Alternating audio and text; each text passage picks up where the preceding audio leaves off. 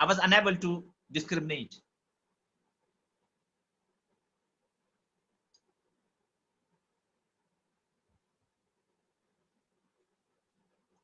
So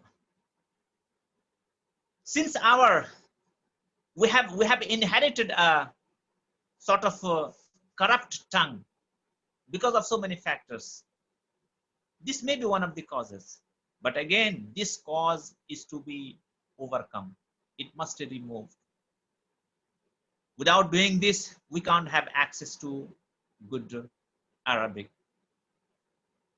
I think with these things, you know, if we follow these steps, we'll be able to overcome so many problems we face, especially when it comes to teaching of Arabic for the native Bengali of West Bengal, etc.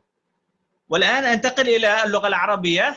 فقط أتحدث يعني ل5 دقائق فقط ولا أطيل عليكم. طبعا شكرا. المشكلة رهيبة. لا أقول المشكلة هينة، لا، المشكلة ليست صغيرة وإنما هي رهيبة. لماذا هي رهيبة؟ أنا في الحقيقة جربت هذه المشكلة وأجرب، ما زال أجرب هذه المشكلة منذ العوام 30 الماضية، منذ 3 عقود أنا أواجه هذه المشكلة، لأني على اتصال مباشر، تواصل واتصال مباشر مع طلبة الأعزة الذين يعني ينتمون إلى هذه المنطقة، منطقة البنغالة، كما أن لي أصدقاء ويعني خلص طبعا من هذه المنطقة.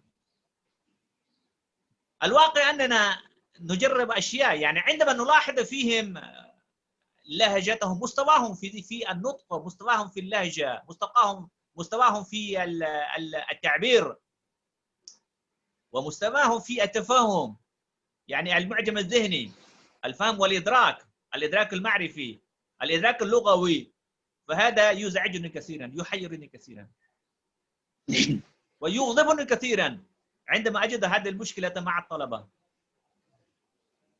هذه المشكلة تتعلق بمستويات 5 أو 6 كما قمت بتعدادها باللغة الإنجليزية الآن. أولا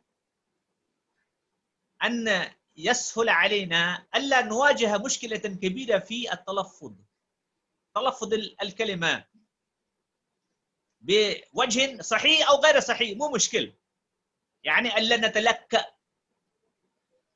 نتلكأ فلا نقول وما إلى ذلك، بل لا نتلكأ. هذه هي المرحلة الأولى. المرحلة الثانية أن نتلفظ الكلمة على وجهها الصحيح. هذه المشكلة كبيرة للهنود، خاصة لأبناء بنغالا، لأنهم في الحقيقة عادة ما يخفقون. ما رأيته على مستوى الطلبة أنهم مخفقون في هذه الناحية، فقلما وجدت من أبناء بنغالا من استقامت لهجته، من استقام نطقه، من استقام تلفظه. فهناك صعوبة طبعا في العين، القاف، الشين، الغين، الشين خاصة، والجيم، فيحولون الجيم إلى الزاء والزاء إلى الجيم، يعني يصعب عليهم يتلفظوا العين والضاد وما إلى ذلك، والشين والسين وما إلى ذلك، يعني أخطاء رهيبة كما أوردت لكم الأمثلة. وهناك مقبول بهي دائما وليس مقبول، هناك دائما السلام عليكم فقط وليس السلام عليكم ورحمة الله وبركاته. نعم، لأجل ذلك أحيانا أقول للطلبة في الفصل وأنا يعني أمزحهم، نعم، عندما أقول لهم كيف أنت أخي؟ هل شليت أخي؟ هل شليت؟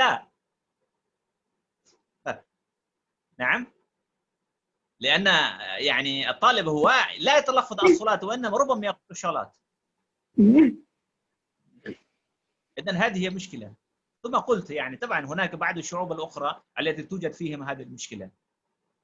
ربما يكون هذا عيب، ولكن ربما يكون هذا يعني من الموروث، ولكن هناك أيضا علاج لهذا الموروث، لهذا الوباء، هناك أيضا علاج. وعندما تحدث في علاج هذه المشكلة فهذا فالكلام يطول يعني في سياق الألسنية الحاسوبية ذات العلاقة بالنطق طبعا، وهذا ما لا يعالجه. ثم هناك طبعا المشكلة في القراءة الصحيحة من وجهة نظر قواعدية للكلمة والتراكيب، أن تكون القراءة صحيحة، الإعراب يكون صحيحا. ومتى يستقيم لنا الإعراب؟ الإعراب إنما يستقيم لنا عندما نكون واعين بالقواعد اللغوية، عندما نجربها، عندما نجعلها جزءا حيا من لغتنا، من كياننا. ما فعلناه وأننا حولنا اللغة إلى علم فقط. اللغة ليست علما مثل العلوم السياسية والاجتماعية والبيولوجيا وما إلى ذلك، لا، كما قلت لكم اللغة لغة. العلوم عبارة عن المعلومات، واللغة في هذا السياق ليست عبارة عن المعلومات. واحد يمكن أن يكون سياسي يعني خبيرا في العلوم السياسية من غير أن يتقن اللغة الإنجليزية مثلا، أو من أن يكون من غير أن يكون مؤلفا في هذا الموضوع. ولكن هل بإمكاننا أن نتصور أن هناك واحد هو خبير اللغة الإنجليزية ولكنه لا يتقن اللغة الإنجليزية؟ لا، هذا تناقض. والحقيقة أن يعني السبب الرئيس هناك، الحكمة هناك، أن اللغة ليست علما، اللغة لغة، والعلم عبارة عن المعلومات، التنظيم المعلوماتي وما إلى ذلك، بعد ذلك يتحول إلى معرفة. فالعربية مثلا أو الإنجليزية أو حتى البنغالية ليست مثل العلوم السياسية والاجتماعية والفيزياء وما إلى ذلك. ما فعلنا في الحقيقة هو أننا حولنا اللغة إلى علم، فنردد القواعد اللغوية كالببغاء، نردد كالببغاء، باو تاو كاف لام واو منذ مدخل رب حاشا من أعداء في أنا على حتى وما إلى ذلك. أما إذا ما قلنا جرب هذه القواعد في اللغة، نعم، واحد يكون خبيرا، ربما يكون قد ألف كتابا في موضوع القواعد العربية مثلا باللغة البنغالية، ولكن عندما تسأله أو تسألونه أو تسأله مثلا يعني ألقى خطبة في هذا الموضوع باللغة العربية الفصحى ومن غير أن تتلكأ وأن تكون لهجتك مستقيمة، نعم، فربما الإجابة سلبية، لا تجدون الإجابة. لا. يعني تخيب ظنوننا في هذا المجال. بعد ذلك طبعا معرفة المعاني، نعم، ومعرفة المعاني طبعا يعني هناك آليات وما إلى ذلك، المعاني، وتمكننا من الترجمة، من التفاهم، وهذا له علاقة بالإدراك الذهني، الإدراك المعرفي وما إلى ذلك وآلياته. وفي النهاية هناك الجماليات البيانية أو جماليات البيان وما نسميها الفصاحة والبلاغة وما إلى ذلك، هي طبعا للمرحلة للمتقدمين من الرجال أو من الطلبة. ما يخيب ظني وأنا أقول لكم بصراحة أننا قلما وجدنا، أنا شخصيا قلما وجدت طالبا ربما استطاع أن يجتاز العقبات في هذه المرحلة أو في هذه المراحل. إذن هو يتلكأ ويرتكب أخطاء جسيمة وما إلى ذلك. ولا أتحدث عن المستوى اللغوي في البحوث العلمية، لا، هذا موضوع آخر، والمشاكل الأخرى لا أتحدث في هذا. ما أقوله بصراحة لكم أن الخطوة الأولى في مجال اللغة هي أن تستقيم هذه اللغة على لسانك. هذه الخطوة الأولى. تستطيع أن تتحدث، تتلفظ بعد بضع كلمات، بعض الكلمات بسهولة، النطق بسيط، النطق جميل معياري، نعم، بعيد عن الأخطاء وما إلى ذلك. الأخطاء متعلقة باللهجة، بالنطق وما إلى ذلك. ثم هناك فرق بين النطق واللهجة. أول شيء النطق، بعد ذلك اللهجة. إذن الأخطاء الجسيمة، كيف نعالج هذه الأخطاء الجسيمة؟ بإمكاننا أن نعالج هذه الأخطاء الجسيمة إذا ما تبنينا مناهج التعليم الحديث. مناهج التعليم الحديث ما فعلنا في المدارس النظامية وغيرها وحتى غير النظامية، أننا في الحقيقة حولنا اللغة إلى نوع من الهندسة التقليدية. هندسة تقليدية، هذه الهندسة التقليدية أصبحت بالية، يجب أن نستبدلها بالتي هي أحسن. إذا ما فعلنا ذلك، يعني ما هي غايتي؟ مطلبي متواضع جدا، مطلبي بسيط، طلب بسيط جدا لا غير. ماذا؟ هكذا أقول للطلبة: ما أريده منك هو أن تستقيم لغتك، تستطيع أن تتحدث في موضوعين في 10 دقائق مثلا، أو لمدة 5 دقائق بلغة علمية رصينة جميلة، خالية من الأخطاء الجسيمة، خالية من الكبائر. يعني أنا أسميها الكبائر، لأن بعد الأخطاء من الكبائر وليست من الصغائر. نعم. والمؤسف أن هذه الكبائر أيضا توجد في الكبار، هذه الكبائر أيضا توجد في الكبار. ولا حول ولا قوة إلا بالله. وأستغفر الله لي ولكم، وأكرر شكري وتقديري لجميع المسؤولين عن تنظيم هذه الندوة الافتراضية، وفي مقدمتهم دكتورنا إشارة علي ملا، ويعني وجميع من كانوا معه من دكتور التجمل حق، إدارة الكلية المتألفة من عميدها الدكتور تاباس كومار منشي وآخرين، جميع من أسهموا في هذه المسيرة، في إنجاح هذه المسيرة. كما أشكر من أعماق قلبي لكبار الأساتذة من أمثال الدكتور أبو بكر من بنغلاديش، فأنقل إليه تحياتي الحارة على أني لا أراه الآن. وأيضا إلى صديقي وأخي العزيز الأستاذ الجليل الدكتور مجيب الرحمن، وجميع من يوجدون الآن في هذه المنصة من داخل الهند وخارجها، ومن أبناء بنغالا وغير أبناء بنغالا. ما رجاء وأمنية أرجو أن تتحقق في المستقبل بأن تستقيم لغتنا، لأننا عندما نتحدث باللغة العربية أمام العرب، مثلا أمام أبناء العروبة في الدول العربية، أو حتى أمام أصدقائنا من أبناء شبه القارة الهندية، وكانت لغتنا متكسرة ولهجتنا معوجة متعفنة، فالويل كل الويل، مؤسف جدا. يجب أن نتغلب على هذه الوضعية السلبية بعون من الله وبجهودكم وبجهود الأساتذة والطلبة المبذولة في هذا الشأن إن شاء الله، والموفق إن شاء الله، والموفقة بالنجاح، المكللة بالنجاح إن شاء الله في المستقبل. والسلام عليكم ورحمة الله وبركاته. شكرا للأستاذ. We are very grateful to Honorable Keynote Speaker, Professor Sanaullah Nadvi, for his wonderful and heart-touching lecture. We are ever grateful to him. Whenever we invite him, without having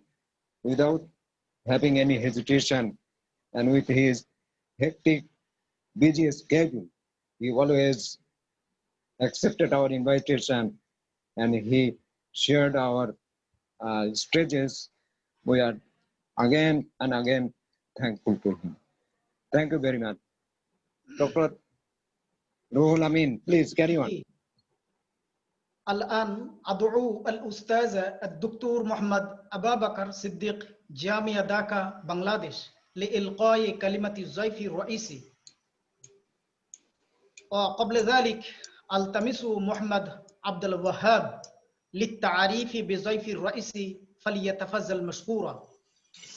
هناك من المؤكد تتشرف الهيئة التنظيمية لهذه الندوة الدولية بمنح الشهادة الشرف للأستاذ أبي بكر الصديق لإنجازاته الأكاديمية البحثية. التمس فضيلة الأخ قاضي أبي محمد مكين لعرض شهادة الشرف على الشاشة، وسترسل هذه الشهادة إلى سيادته عاجلا إن شاء الله. بسم الله Mr. الرحمن Abdul Wahab. Naam. بسم الله الرحمن الرحيم. Honorable President and Director of this International Webinar, Professor Muhammad Isharat Ali Mullah, Honorable Patron Dr. Taposh Kumar Munshi, Principal of Mohit Sunil Mahavidyalaya, respected guests, eminent speakers, ladies and gentlemen, wish you all a very good afternoon. It's a great pleasure for me to introduce you. Our speaker, Professor Muhammad Abu Bakr Siddiq, is an eminent retired professor of Arabic in Dhaka University, Bangladesh, who is going to deliver a lecture to us about the Bangla Bhashiter Arbi Shikkhan Pratibandhakata o Pratibidhan. This is a topic in which we are waiting to listen him because this is most factual and relevant issues. Professor Siddiq awarded PhD degree from Aligarh Muslim University in 1983, and he was a topper and a gold medalist in MA in Arabic from Dhaka University in 1971. He has published a number of research papers in different reputed journals such as Asiatic Society of Bangladesh. About 55 research scholars were awarded the degree of MPhil and PhD under his direct supervision and guidance. He has also been associated with many reputed organizations since long back, namely the Dhaka University Teacher Association, Asiatic Society of Bangladesh, Bangla Academy, Dhaka, etc. I would like to add that he dedicated his life in promoting the Arabic language in Bangladesh, for which thousands of his students are serving for the cause of Arabic in the globe. Now, I would like to take this opportunity to welcome Professor Muhammad Abu Bakr Siddiq to deliver his lecture. Please, sir, thank you all of you from Calcutta University Arabic Alumni Association and the students. Thank you.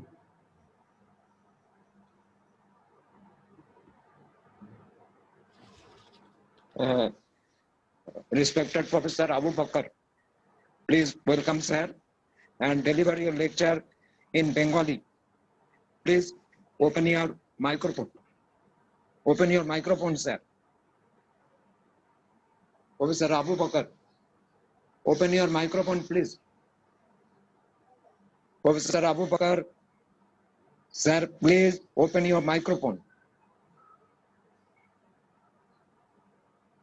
أستاذنا الغالي الأستاذ بروفيسور أبي بكر أن تفتحوا مايكروفون. نعم تفضل. Welcome sir. Carry on.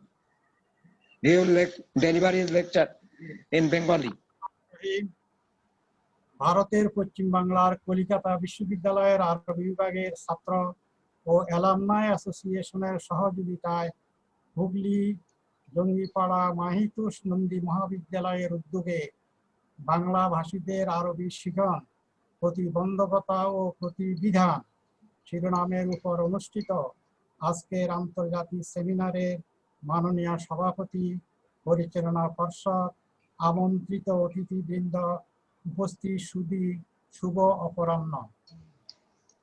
আন্তর্জাতিক মাতৃভাষা হিসাবে স্বীকৃত বাংলা ভাষা পৃথিবীর প্রায় 250 million জনগণের native ও দেশীয় ভাষা এবং বিশ্বের বহুল ব্যবহৃত ভাষা হিসাবে তার অবস্থান 7ম স্থানে। যদিও বাংলা ভারতের দাপ্তরিক ভাষা নয়, তবে বাংলা পশ্চিম বাংলা সহ ভারতের বেশ কয়েকটি প্রদেশে যেমন ত্রিপুরা, আসাম, আন্দামান ও নিকোবর দ্বীপ, মিজোরাম, ঝাড়খণ্ড, মেঘালয়, অরুণাচল, নাগাল্যান্ড, উত্তরাখণ্ড, দিল্লি, উড়িষ্যা, সিকিম, মণিপুর, ছত্তিশগড়, বিহার, চণ্ডীগড়, গোয়া, মহারাষ্ট্র, হরিয়ানা, লক্ষদ্বীপ, মধ্যপ্রদেশ, কর্ণাটক, গুজরাট, পন্ডিচেরি, উত্তরপ্রদেশ, রাজস্থান, পাঞ্জাব, হিমাচল, কেরালা, অন্ধ্র, তামিলনাড়ু ও জম্মু কাশ্মীরে অনেক বাংলা ভাষাভাষী নেটিভ বাঙালি অবস্থান রয়েছে। তারা বাংলা ভাষার মাধ্যমে ধর্মীয়, সামাজিক ও সাংস্কৃতিক ক্ষেত্রে আরবি ভাষার চর্চা করে থাকেন। স্বাধীন বাংলাদেশের জনমানুষের ব্যবহৃত ভাষা হিসাবে পরিগণিত রাষ্ট্রীয় দাপ্তরিক ভাষা হলো বাংলা। ভারতীয় সংবিধানে ভাষার তালিকায় বাংলা 18 নম্বরে অন্তর্ভুক্ত। পশ্চিম বাংলার মোট জনসংখ্যার প্রায় 87% নেটিভ বাঙালি বা বাংলা ভাষী, আর স্বাধীন বাংলাদেশ রাষ্ট্রের প্রায় 98.75% জনগণ বাংলা ভাষী। পক্ষান্তরে বিশ্ব পরিমণ্ডলে ইংরেজি এবং ফরাসি ভাষার পরেই বহুল ব্যবহৃত ভাষা হিসাবে আরবি ভাষার অবস্থান। মধ্যপ্রাচ্যের 26টি দেশের রাষ্ট্রীয় ভাষা আরবি হলেও বিশ্বের প্রায় 400 মিলিয়ন জনগণের জাতীয় ও অভিবাসীদের মাতৃভাষা এবং সমসংখ্যক অধিবাসীর দ্বিতীয় ভাষা হিসাবে আরবি প্রতিষ্ঠিত। আর মধ্যপ্রাচ্যের শিক্ষা, কূটনৈতিক, আন্তর্জাতিক বাণিজ্য, অর্থনৈতিক কর্মকাণ্ড, প্রশাসন এবং সকল সামাজিক ও সাংস্কৃতিক যোগাযোগের অন্যতম মাধ্যম হলো আরবি। পেট্রো ডলারে সমৃদ্ধ মধ্যপ্রাচ্যের প্রতিটি দেশ বৈদেশিক কর্মী নির্ভর। বাংলাদেশ সহ ভারতের পশ্চিম বাংলা ও অন্যান্য বাংলাভাষী মোট বৈদেশিক কর্মসংস্থানের প্রায় 81% মধ্যপ্রাচ্যের দেশসমূহে কর্মরত এবং রেমিটেন্সের 64% তাদেরই কষ্টার্জিত অর্থ। সেমিটিক ভাষাগোষ্ঠীর অন্যতম আরবি ভাষা 1500 বছরেরও অধিক সময়ে আরব সভ্যতার ঐতিহ্য ও জীবনবোধের শিল্পায়িত একটি অভিব্যক্তি। এই সুদীর্ঘ চলার পথে আরবদের জীবন শতধারায় প্রবাহিত হয়। ধারা প্রবাহের এই বহুমাত্রিকতায় আরব দেশসমূহে আরবি যেমন এনে দিয়েছে বৈচিত্র্য, তেমনি করেছে একে সমৃদ্ধ। এক সময় বেদুইন দেশে আরববাসী কবি সাহিত্যিক তাদের মনের কথা রসসিক্ত সরল অথচ গাম্ভীর্যপূর্ণ বর্ণনায় উচ্চারণ করত। ভারতীয় উপমহাদেশের মুসলিম জনসংখ্যার প্রায় 50% হলো বাঙালি মুসলিম। প্রায় 1500 বছরের প্রাচীনে আরবি বিশ্বের অন্যতম গুরুত্ব ও মর্যাদাপূর্ণ ভাষা হিসাবে মধ্যযুগের গ্রিক ও ল্যাটিন ভাষার ন্যায় তার স্বীয় একটি উন্নত ভাষা ও সাহিত্যিক ঐতিহ্য বহন করে আসছে। বর্তমান বিশ্বের উত্তর আফ্রিকা, আরব উপত্যকা ও মধ্যপ্রাচ্য সহ পৃথিবীর কয়েক শত মিলিয়নেরও অধিক জনগণের জাতীয় ও অভিবাসীদের জীবন্ত ও সমৃদ্ধ ভাষা আরবি। এটি প্রায় 24 কোটি মানুষের মাতৃভাষা। তবে হ্যাঁ, আরবি কালজয়ী একটি ভাষা, কালে প্রবাহ কখনো এর মৌলিক বৈশিষ্ট্যকে ম্লান করতে পারেনি। 1973 সালের 18 ডিসেম্বর জাতিসংঘের সাধারণ সভার 28তম অধিবেশনে আরবি ভাষাকে 6টি দাপ্তরিক ভাষার অন্যতম গুরুত্বপূর্ণ একটি ভাষা হিসাবে স্বীকৃতি দেওয়া হয়েছে। 2012 সালে জাতিসংঘের সংস্কৃতি ও বিজ্ঞান বিষয়ক অন্যতম সংস্থা ইউনেস্কো সেই দিনটিকে স্মরণীয় করে রাখতে 18 ডিসেম্বরকে আন্তর্জাতিক আরবি ভাষা দিবস হিসাবে ঘোষণা দিয়েছে। অতীতে পৃথিবীর এক বৃহত্তর ভূখণ্ডে আরবি ছিল শিক্ষার প্রধান বাহন। বলা বাহুল্য, আরবি বিশ্বের সর্বাধিক ব্যবহৃত তৃতীয় বৃহত্তর ভাষা। শুধু ধর্মীয় কারণে নয়, রাজনৈতিক, সাংস্কৃতিক ও অর্থনৈতিক কারণেও জীবন্ত প্রাণবন্ত ভাষা হিসাবে আজ বিশ্ব পরিমণ্ডলে আরবি ভাষার মর্যাদা ও গুরুত্ব অপরিসীম। ফলে বাংলাভাষী জনগণের সামাজিক, রাজনৈতিক, অর্থনৈতিক বিবেচনায় বাংলা ভাষার সাথে আরবি ভাষার যথেষ্ট মিল ও প্রভাব রয়েছে। কারণ নবী নূহ আলাইহিস সালামের 13তম বংশের বঙ্গ এর নামানুসারে বাংলার নামকরণ করা হয়েছে। আর বাংলার মূল হলো আরবি এবং আরবি সকল ভাষার জননী বলে নির্ভরযোগ্য সূত্রে প্রমাণিত। ইসলামের বাণী আরবের বাইরে প্রচার করার জন্য সুযোগ সৃষ্টির উদ্দেশ্যে প্রধানত কিছু সংখ্যক বিজ্ঞ সাহাবীকে রাসূলুল্লাহ সাল্লাল্লাহু আলাইহি ওয়াসাল্লাম মদিনায় হিজরতের পূর্বে হাবশায় পাঠিয়েছিলেন, কারণ লোহিত সাগরের প্রবেশপথে অবস্থিত হাবশা, বর্তমানে ইথিওপিয়া, ছিল তখন একটা উল্লেখযোগ্য বাণিজ্য কেন্দ্র। পশ্চিমে মিশর এবং পূর্বে চীন পর্যন্ত বিস্তৃত সমুদ্রপথে চলাচলকারী নৌবহর হাবশায় এসে যাত্রা বিরতি করত। এখানকার বাজারে বিপুল হারে পণ্য বিনিময় হতো। রাসূলুল্লাহ সাল্লাল্লাহু আলাইহি ওয়াসাল্লাম এই গুরুত্বপূর্ণ বাণিজ্য কেন্দ্রটি পূর্ণ মাত্রায় সংবাদ আদান প্রদানের কেন্দ্ররূপে ব্যবহার করতে সচেষ্ট হয়েছিলেন। শেষ পর্যন্ত এখান থেকেই আবু ওয়াক্কাস রাদিয়াল্লাহু তাআলা আনহু-এর নেতৃত্বে আরো 3 জন সাহাবী এবং বেশ কিছু সংখ্যক হাবশী মুসলমান সহ পূর্ব দিককার সুদীর্ঘ বাণিজ্য পথটি ধরে ইসলামের বাণী প্রচারকগণের একটি দল বের হয়ে পড়েছিলেন।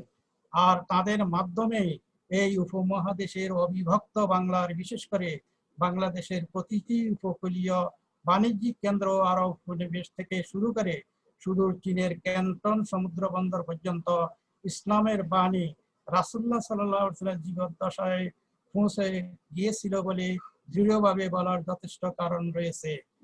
নবুয়তের ৫ম বছরে রাসূলুল্লাহ সাল্লামের মুজিজার কারণে চাঁদ দ্বিখণ্ডিত হয়। দক্ষিণ ভারতের মালাবারের চেরুর রাজা পেরুমল তা দূরবীক্ষণ যন্ত্রের মাধ্যমে দেখতে পান এবং রাজ্যের জ্যোতিষীদের ডেকে জানতে পারেন যে আরবের মক্কায় শেষ নবী হযরত মুহাম্মদ সাল্লাল্লাহু আলাইহি ওয়াসাল্লামের মুজিজার কারণে তা পরিলক্ষিত হয়েছে। তিনি গোপনে মক্কায় গমন করে ইসলাম গ্রহণ করেন এবং আসার পথে মৃত্যুবরণ করেন। চাঁদে গমনকারী বিজ্ঞানীরা চাঁদের মধ্যে সেই মুজিজার ফাটল দেখতে পান। মুহাম্মদ রাসূলুল্লাহ সাল্লাল্লাহু আলাইহি ওয়াসাল্লামের সাহাবীগণের যুগেই যে জল ও স্থলপথ দিয়ে অবিভক্ত বাংলার মুলুকে ইসলামের আগমনের সাথে আরবি ভাষার আলো প্রবেশ করেছে, এরূপ বেশ কিছু তথ্যসূত্রের ইঙ্গিত আমরা পেয়ে থাকি। রাসূলুল্লাহ সাল্লাল্লাহু আলাইহি ওয়াসাল্লামের আবির্ভাবের বেশ কিছুকাল আগ থেকেই আরব জনগণ ব্যবসা বাণিজ্যের ক্ষেত্রে নৌপথের প্রতি বেশি পরিমাণে আকৃষ্ট হয়ে পড়েছিল, কারণ ইরান এবং রোমান সাম্রাজ্যের মধ্যে অব্যাহত যুদ্ধ বিগ্রহের কারণে আরবদের জন্য তখন স্থলভাগ বাণিজ্যের পথ মারাত্মক বিঘ্ন সংকুল হয়ে পড়েছিল। ইয়ামান হাজরামাতে আরবদের নৌপথে বাণিজ্য করার অভিজ্ঞতা আরো আগ থেকেই ছিল। এদের বাণিজ্য বহর নিয়মিত পাক ভারত উপমহাদেশ সহ বাংলার উপকূল, বর্মা, কম্বোডিয়া এবং মালাক্কা প্রণালী পর্যন্ত যাতায়াত করত। খ্রিস্টীয় ৫ম শতাব্দীর শেষ ভাগে স্বয়ং মক্কার কুরাইশ বণিকরাও নৌপথে বহির্বাণিজ্যের সাথে সক্রিয়ভাবে জড়িত হয়ে পড়েছিল। আরবদের সামুদ্রিক বাণিজ্যের প্রসার হওয়ার সাথে সাথে ভারতীয় উপমহাদেশের বাংলার উপকূল অঞ্চলে অবস্থিত প্রসিদ্ধ বাণিজ্য কেন্দ্রগুলির আশপাশে আরবদের স্থায়ী উপনিবেশও গড়ে উঠেছিল। দক্ষিণ ভারতের মালাবার, কালিকট, চেরো এবং পূর্ব ভারতের পূর্ব ও পশ্চিম বাংলার মুর্শিদাবাদ, নদিয়া, হুগলি, চট্টগ্রাম ও আরাকান উপকূলে আরব জনগণের এই বসতি ইসলাম পূর্ব কয়েক শতাব্দী আগ থেকেই গড়ে উঠেছিল বলে বহু প্রমাণ রয়েছে।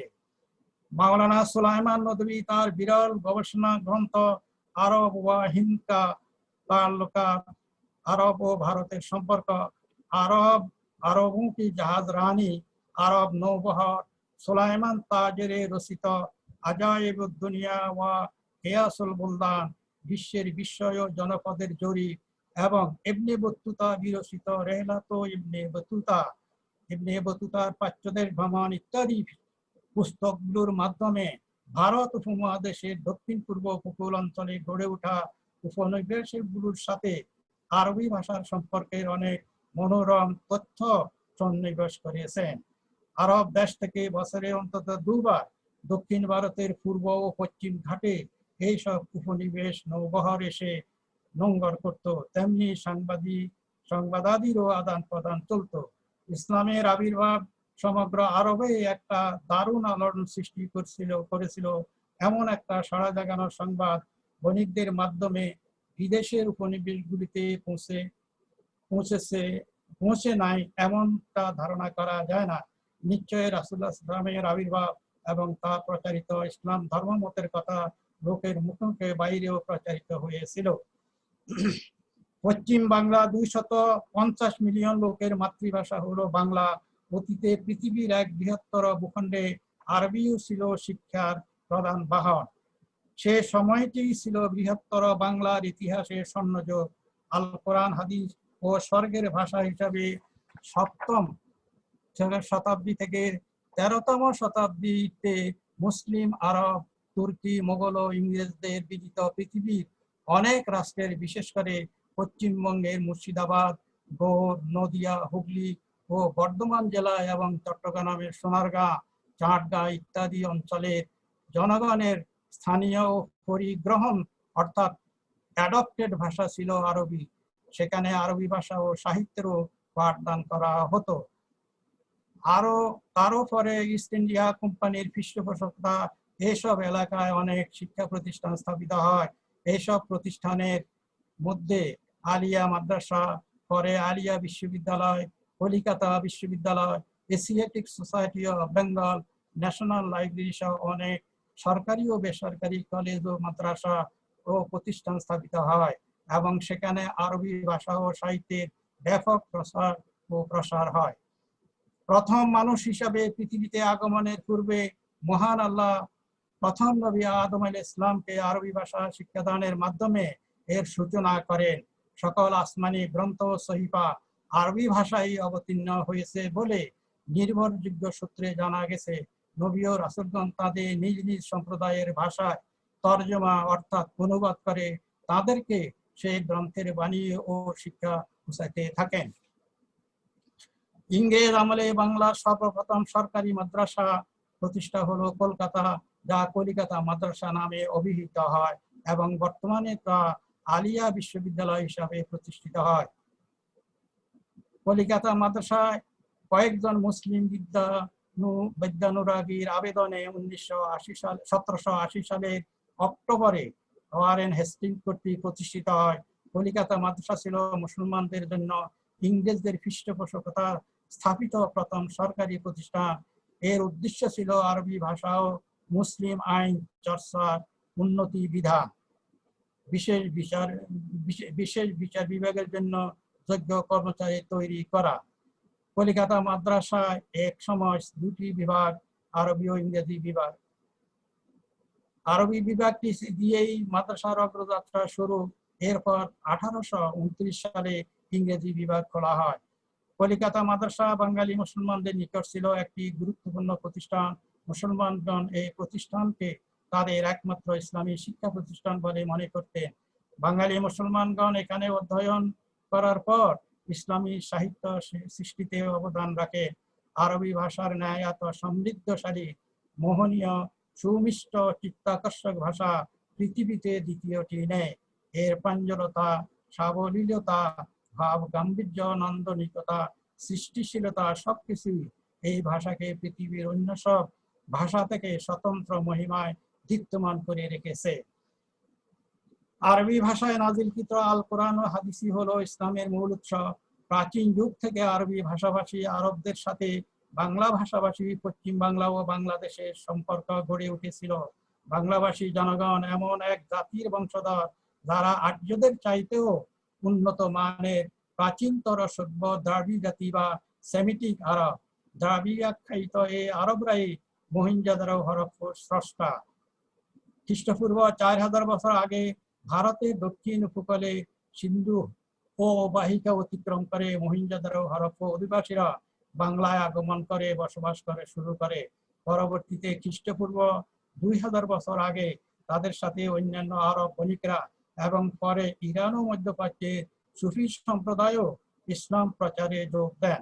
যেহেতু আল কোরআন ও হাদিসের ভাষা আরবি, সেহেতু ইসলাম প্রচারের জন্য তাদেরকে এই দেশে আরবি শিক্ষার ব্যাপক প্রচলন করতে হয়েছে। প্রাচীন বাংলার জনগণের সাথে আরবদের ভাষাতাত্ত্বিক, সামাজিক ও অর্থনৈতিক সংমিশ্রণের ঘটলে স্থানীয়ভাবে এখানকার অধিবাসীরা আরবি ভাষায় ইসলামী জ্ঞানে সমৃদ্ধ হয়।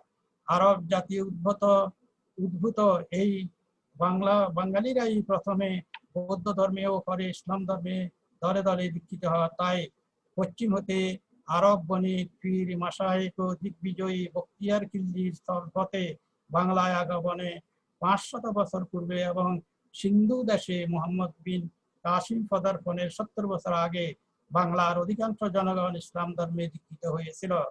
তবে কারো কারো মতে বখতিয়ার খিলজির 300 বছর আগে যেসব পীর মাশায়েখ স্থল ও জলপথে বাংলায় আগমন করেন তাদের অধিকাংশ এসেছিলেন স্থানীয় মুসলমানদের আমন্ত্রণে। আবার কেউ কেউ এসেছিলেন স্থানীয় রাজাদের অত্যাচার হতে মুসলমান প্রজাদের রক্ষা করার জন্য। সুতরাং বাংলার হিন্দু মুসলমানদের ঐক্যের চাবিকাঠি আরবি এবং বাংলা শব্দই মূলত আরবি শব্দ। এই প্রসঙ্গে আরো বলা যায় যে বাংলাদেশের বঙ্গ ও বাংলার নাম শব্দ দুটি মূলত আরবি শব্দ হইতে উৎপন্ন। হাজার হাজার বছর আগে ভারতবর্ষের অধিবাসীরা আরবি ভাষা বুঝতো ও বলতো। এইচ বিদ্যার্থী বলেন, thousands of years ago, the inhabitants of India spoke and understood Arabic. Arabic was disfigured into various forms and gave rise to the hundreds of languages we now find in India. প্রাচীনকাল থেকেই আরবি ভাষার সাথে ভারতীয় উপমহাদেশের বাণিজ্যিক, অর্থনৈতিক ও ধর্মীয় যোগাযোগ ছিল। ত্রয়োদশ শতাব্দীর ধর্মপ্রচার কারণেই আল কোরআন ও আল হাদিসের ভাষা হিসেবে মানব সমাজের সর্বস্তরে এর বিস্তার ঘটে। তবে ব্যবসা বাণিজ্য চাকরির ভাষা হিসাবে এর গুরুত্ব বয়ে আসে মধ্যপ্রাচ্যের পেট্রো ডলার ভিত্তিক উন্নয়নের পরিপ্রেক্ষিতে। বর্তমানে বাংলাদেশ ও ভারতের পশ্চিমবঙ্গে মাতৃভাষা হিসাবে বাংলা প্রাধান্য থাকলেও বিশ্ববিদ্যালয় সহ বিভিন্ন শিক্ষা প্রতিষ্ঠানে আরবি পড়ানো হয় এবং এইসব নেটিভ জনবল আরব দেশে কাজে নিয়োজিত হলে তাদের আরবি কথাবার্তা শিখতে হয়। এক্ষেত্রে একটি বিদেশি ভাষা হিসাবে আরবি শেখার পথে যেসব প্রতিবন্ধকতা দেখা দেয় তার প্রতিবিধান কল্পে সংক্ষেপে কয়েকটি বিষয় তুলে ধরা হলো। 1. ভাষাতাত্ত্বিক বৈপরীত্য। আরবি সেমিটিক পরিবারের একটি উল্লেখযোগ্য ভাষা, পক্ষান্তরে বাংলা ভিন্ন পরিবারের। এজন্য বাংলা বাক্যে ক্রিয়াপদ শেষে আসে অথচ আরবিতে প্রথমে ক্রিয়াপদ আসে। সেজন্য একটি বাক্য বাংলা যেভাবে মাথায় আসে ঠিক সেই বিন্যাসে আরবিতে প্রকাশ করা যায় না। ফলে একটি জটিল বোঝাপড়া করে এর আরবি বাক্যটি উচ্চারণ করতে হয়। 2. উচ্চারণগত অসামঞ্জস্য। আরবি ভাষার প্রতিবর্ণন করতে গেলে বহু উচ্চারণের বর্ণ বাংলায় পাওয়া যায় না। তবে তা শুধু কয়েকটি বর্ণের ক্ষেত্রে, যেমন হা, কাফ, জা এবং দাল। কেউ যদি আল্লামা শব্দটিকে বাংলায় আল্লামা বলে এর আরবি প্রতিবর্ণায়ন হবে আল্লামা। এতে প্রথমটির অর্থ মহাজ্ঞানী আর দ্বিতীয়টির অর্থ অনেক কষ্টদায়ক। নামাজের কখনো কখনো এই উচ্চারণগত ভুল নামাজ ভঙ্গের কারণ হয়ে দাঁড়ায়। এটি বাংলাভাষীদের জন্য একটি কঠিন কাজ, যার প্রতিবিধান হলো যথা নিয়মে আরবি ভাষার অধ্যয়ন করা ও চর্চা করা। 3. বাক্য গঠনের জটিলতা। আরবি বাক্যে ভাববোধক শব্দের রূপ ও প্রয়োগ বাংলার মতো নয়। এই ভাষাগত বিন্যাস ভিন্ন হওয়ায় এটি আয়ত্ত করতে সময় ও ধৈর্যশীল চেষ্টা ও সাধনার প্রয়োজন। ব্যাকরণগত পার্থক্য। আরবিতে দ্বিবচন আছে, বাংলায় তা নেই। আরবিতে স্ত্রীবাচক শব্দরূপের ও পুরুষবাচক শব্দরূপের ভিন্নতা এর আয়ত্তের পথে প্রতিবন্ধকতা সৃষ্টি করে। এছাড়াও শব্দ প্রকরণ ও পদবিন্যাস প্রকরণ এই দুটি ব্যাকরণিক দিক সম্যকভাবে আয়ত্ত করতে না পারলে জের জবর ছাড়া লেখা হরকত দিয়ে পড়ার যোগ্যতা লাভ কঠিন হয়ে থাকে। 5. আরবি ব্যাকরণ শেখার জটিলতা। এমনিতেই প্রত্যেক বিদেশি ভাষার ব্যাকরণ শেখা একটু কঠিন হয়ে থাকে। এক্ষেত্রে বাংলাভাষী ও আরবিভাষী এই দুই দেশের নেটিভ লোকদের ব্রিটিশ আমল থেকে ফার্সি ভাষায় আরবি ব্যাকরণ শেখার ধারা চলে আসে। বর্তমানে বাংলাদেশে মাদ্রাসা শিক্ষা বোর্ড বাংলায় আরবি ব্যাকরণ শেখার উদ্যোগ নিয়েছে, কিন্তু কওমি মাদ্রাসাগুলোতে এখনো জুমলা সরফ ফার্সিতে পড়ানো হয়। পশ্চিম বাংলার মাদ্রাসাগুলোতে এই ধারার প্রবর্তন প্রয়োজন আছে, কারণ আরবি ব্যাকরণ আরবিতে অথবা নেটিভ বাংলা ভাষাতেই হওয়াই বাঞ্ছনীয়। 6. নিয়মিত আরবি ভাষা চর্চার অভাব।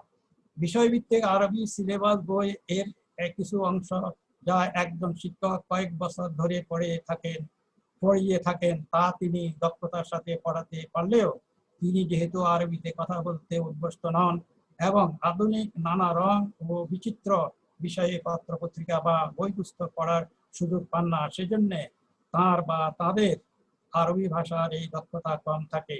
নিয়মিত ভাষার চর্চা করলে এখানে মূল প্রতিবিধানের রূপে গ্রহণ করবে। 7. নেটিভ বাংলাভাষীদের দৈনন্দিন জীবনে আরবি বলা ও লেখার সুযোগ সৃষ্টি।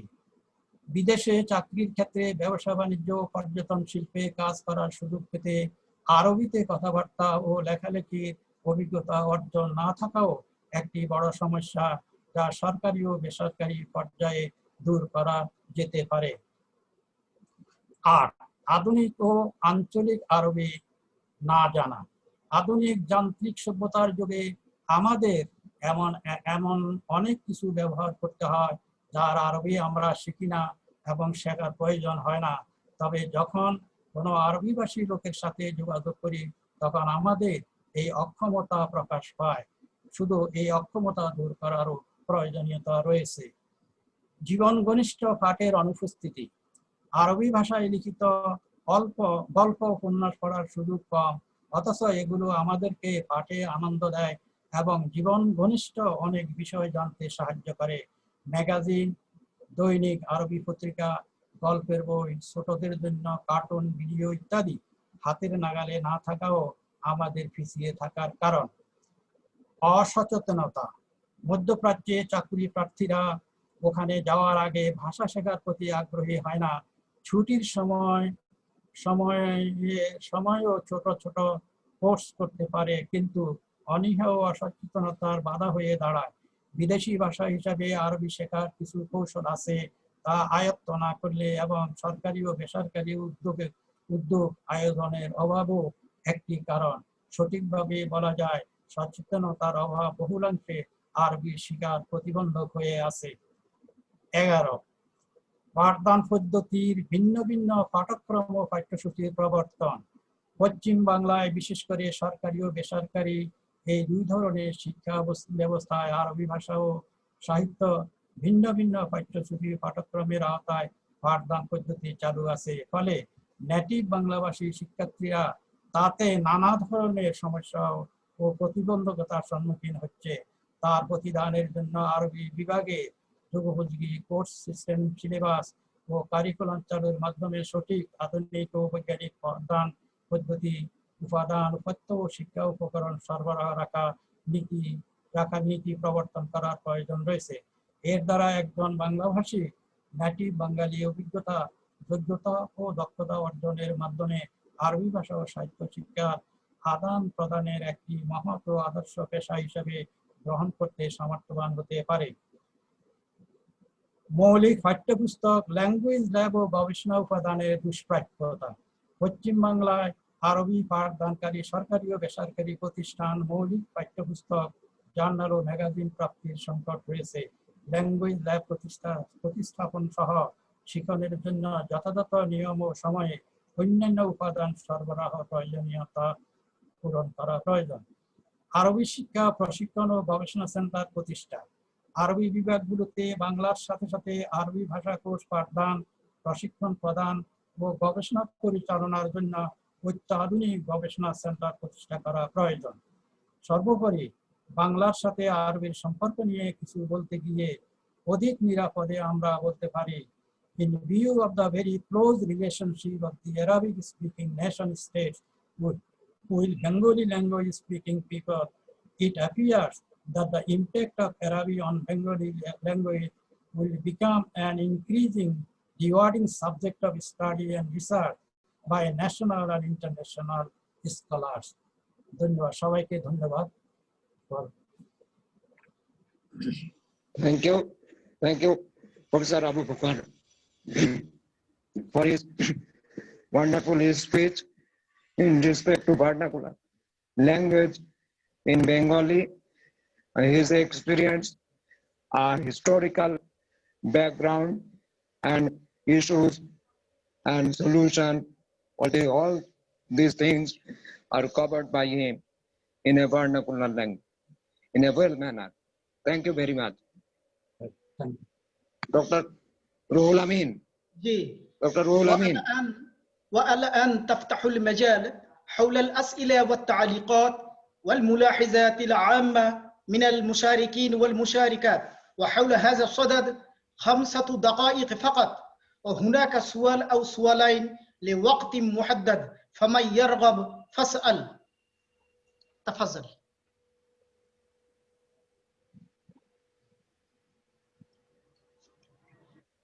هل هناك أي سؤال؟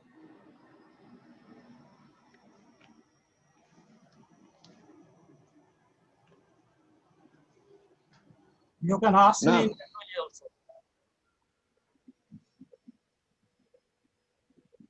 نعم أستاذة. نعم أستاذة دكتورة عائشة وبايزة. السلام عليكم ورحمة الله وبركاته.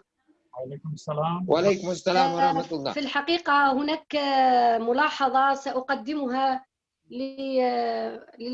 لهذا اليوم، خاصة في هذه الدراسة الخاصة باللغة العربية.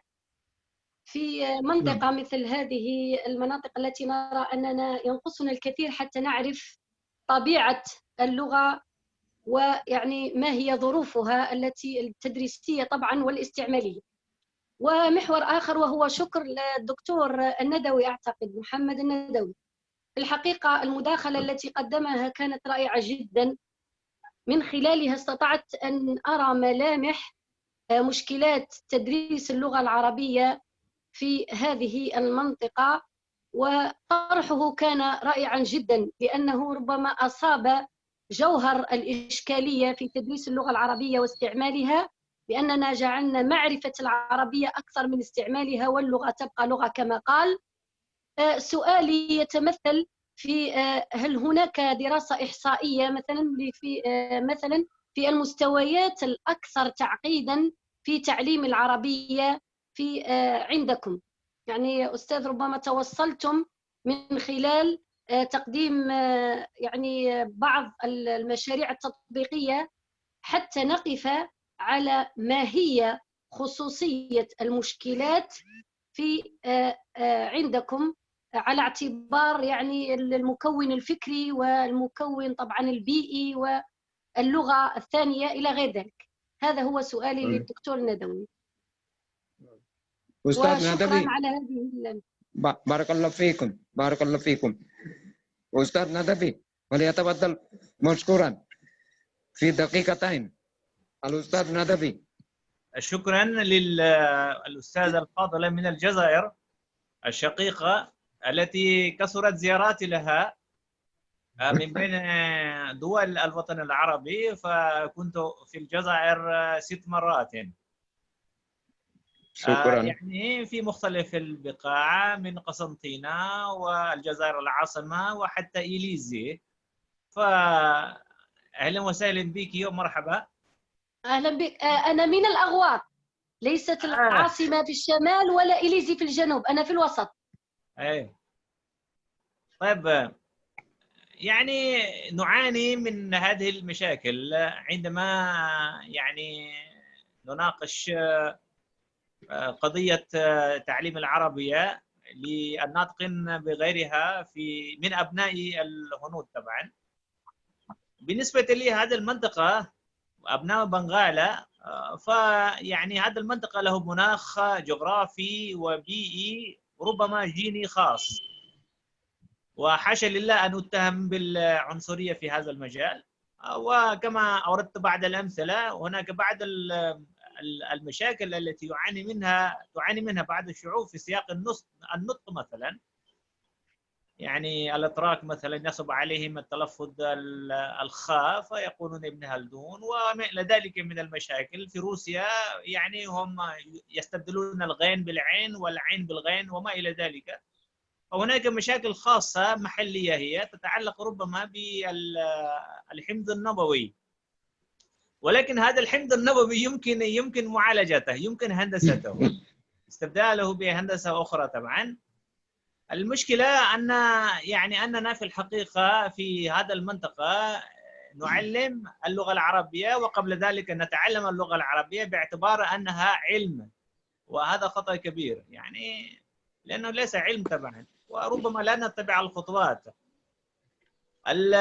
الطريقة المقلدة جيلا عن جيل طبعا عبر الأجيال من الماضي، هناك ما يقترب إلى الطريقة النظامية أو نظامية بغداد مثلا، وهناك نظامية في الهند، يعني طريقة تقليدية، حيث أننا في الحقيقة نردد أشياء كالببغاء من غير أن نفقه شيء. وهذا هو العائق الكبير في سياقه طبعا، يعني في هذا السياق ما يمكن مجابهته، ما يمكن يعني استبدال هذه الظاهرة يعني أو يخفف من وطأة هذه المشكلة طبعا، هو استخدام المناهج الحديثة، وكما أوردت بعض الأمثلة من معهد الحبيب بورقيبة للغات الحية، أو المعاهد الأخرى التي نجدها في باريس أو حتى في الهند طبعا لتعليم اللغات القديمة حتى اللغة السنسكريتية. فهم يعني في الحقيقة يستخدمون الطريقة المباشرة direct method، وهذه الطريقة المباشرة طبعا هي غير موجودة فينا أصلا، يعني حتى بالنسبة لتعليم العربية على مستوى الجامعات الحديثة، فنحن قريبون جدا، ما زلنا قريبين إلى الطريقة القديمة، وهذا أكبر عائق على أن هناك بعض التسهيلات التي تم اتخاذها في بعض الجامعات، منها مثلا تأسيس المختبرات اللغوية منها في جامعتنا وفي جامعات أخرى، أو استخدام الوسائل الحديثة، الأجهزة المرئية والمسموعة وما إلى ذلك من الأشياء، وغير الاعتماد الكلي على الذاكرة مثلا. يعني هذه هي الأشياء، ولكنني لست على كبير أمل في المستقبل العاجل، لأن المشكلة أكبر من أن يعني نستحوذ عليه في المستقبل العاجل وبجهود غير جبارة. ربما نحتاج إلى جهود مؤسساتية كبيرة أو حكومية لمجابهة هذه المشكلة. على الأقل إذا ما كان خبراء التعليم وخبراء التربية والأساتذة الذين يتولون تدريس الجيل وتثقيف الجيل، إذا ما كانوا يعني مطلعين على ما يعالج به هذا العي أو هذه المشكلة، هذا المرض، والمرض طبعا يعني والعلاج هو معروف طبعا، اعتماد المناهج الحديثة، وربما ضرورة ربيع فكري في سياق التربية على قراءة الربيع العربي. شكرا أستاذ الندوي. هذا ربما ننجح في المستقبل إن نعم شاء الله. شكرا. وشاكرين يعني هذا السؤال ولهذا التواصل مرة أخرى، وشكرا جزيلا. شكرا جزاكم الله. دكتور روح الأمين.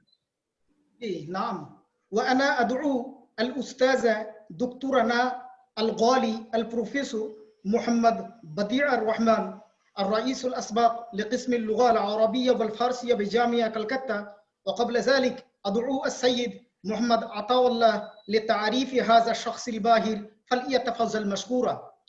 والمؤكد تتشرف الهيئة التنظيمية لهذه الندوة الدولية بمنح شهادة الشرف للأستاذ محمد بديع الرحمن لإنجازاته الأكاديمية، فألتمس فضيلة الأخ قاضي أبي محمد مكين لعرض شهادة الشرف على الشاشة، وسترسل هذه الشهادة إلى سيادته عاجلا إن شاء الله.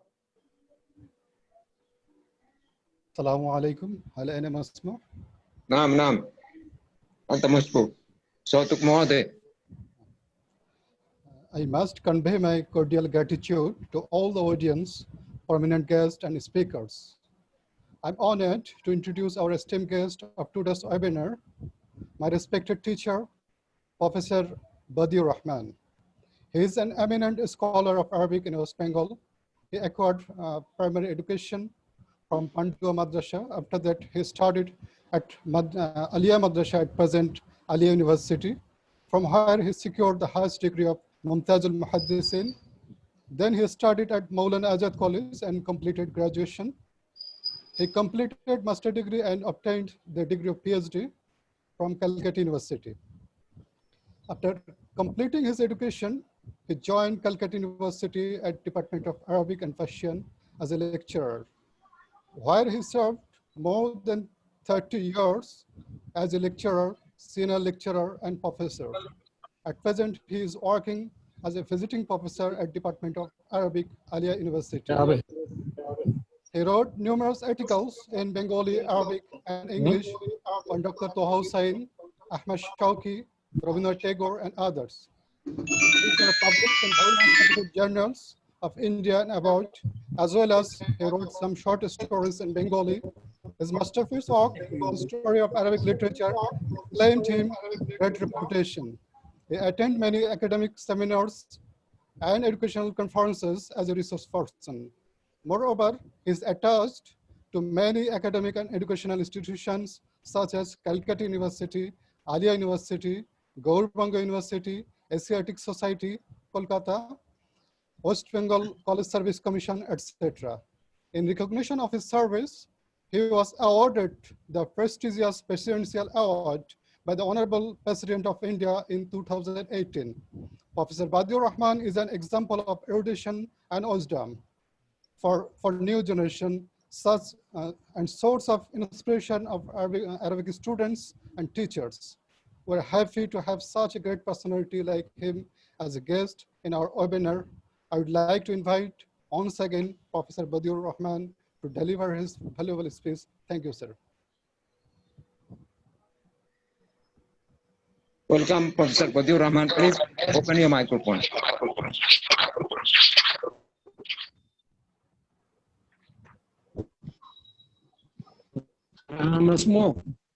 Open your microphone, please.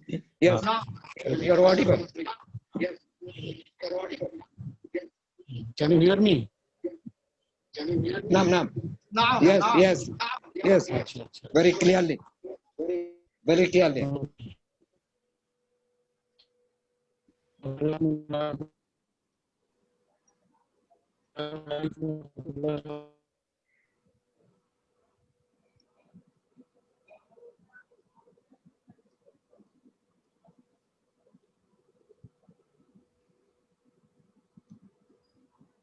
Now,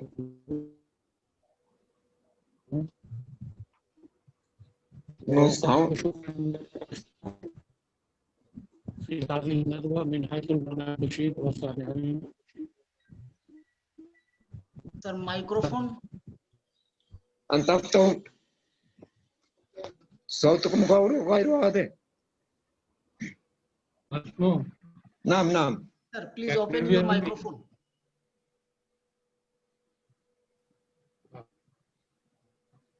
تستحق كلية ما نيتوش أنني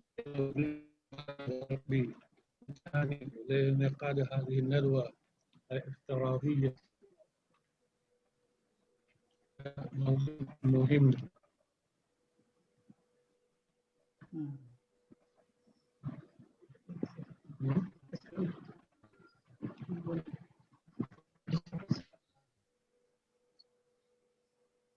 Sir, your voice is not clear, sir. Your voice is not coming.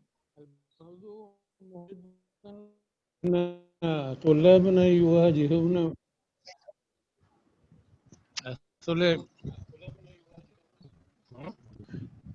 الموضوع مهم جدا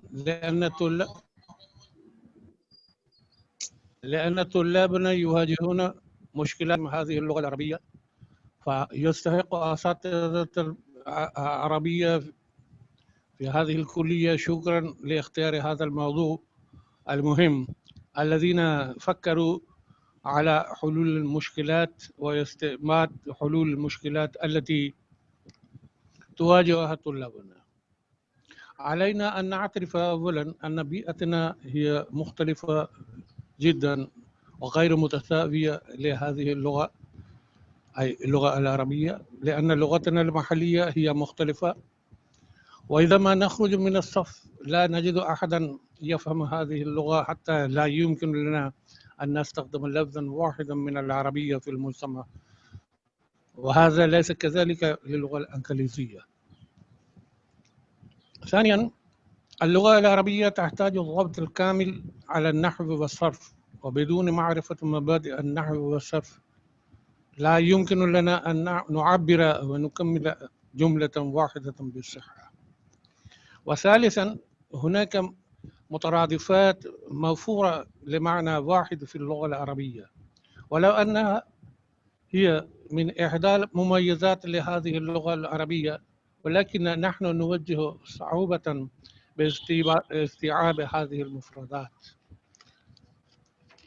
وكذلك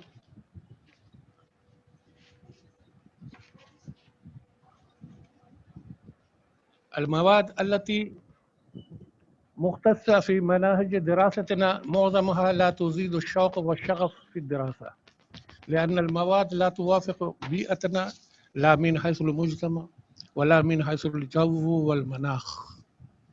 وممكن هناك مشكلات أخرى، لكن علينا أن نحاول المقاومة المقبولة. قد نعرف أن هذه اللغة صعبة، مع ذلك إذا ما انتسبنا أنفسنا لهذه اللغة علينا أن نبدأ التلذذ بهذه اللغة، وعلينا أن نقرأ الكتب الدراسية أولا، ثم نزيد قراءتنا الكتب غير الدراسية، ويجب علينا أن نسمع الأخبار العربية حتى أن نرى أفلام العربية بواسطة الإنترنت أو بوسائل أخرى. والتحدث والتكلم بين الزملاء في الصف وفي خارج الصف للطلاب هذا أيضا ضروري. هذه هي أعددت بعضا من المشكلات وبعضا من الحلول. فأقول أن هدف الموضوع هو الطلاب الذين يدرسون في الكلية. فأنا لا أعرف هل هم يعرفون اللغة العربية أم اللغة الإنجليزية كاملا، فلذلك أريد أن ألخص وأقول لهم بالبنغالية أيضا شيئا مختصرا أيضا। আমাদের এই যে আজকের যে ওয়েবিনার হচ্ছে, এটা মুখ্যত উদ্দেশ্য হচ্ছে আমাদের যে সমস্ত ছাত্রছাত্রীরা আরবি পড়াশোনা করছে তাদের যে সমস্ত সমস্যাবলী এবং সেগুলোর সমস্যাগুলোকে দূরীভূত করার কি কি উপায় ইত্যাদি, সেই নিয়ে আলোচনাটাই হওয়া মুখ্যত সেটাই উচিত। তো আমরা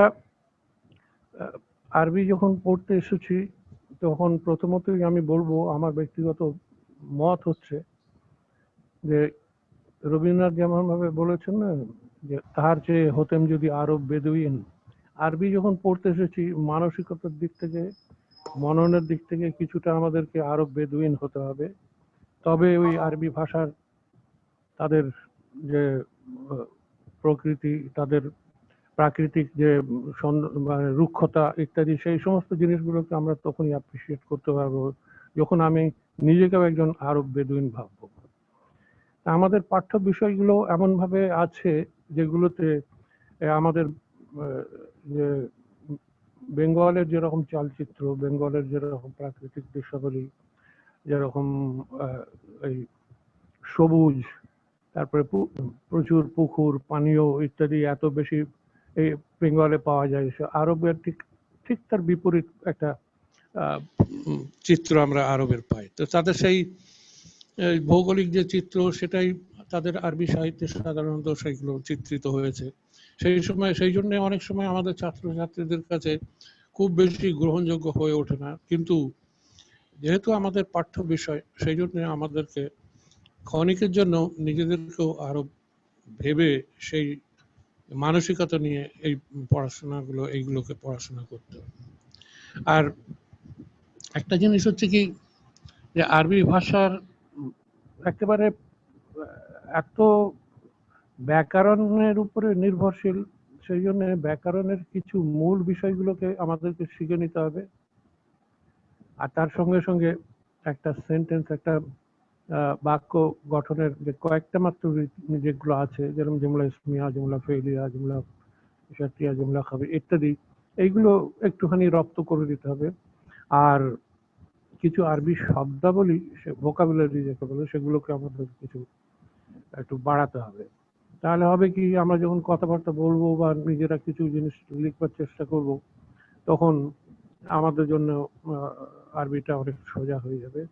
আর একবার যখন আরবিটা আমাদের মনে হবে এটা তো অন্যান্য ভাষার মতো, এটাও আমরা রপ্ত করতে পেরেছি, তখন এই ভাষাতে লেখা, এই ভাষাতে পড়া, চিন্তা করা, স্বপ্ন দেখা, সেটাও তখন আমাদের খুব ভালো লাগবে।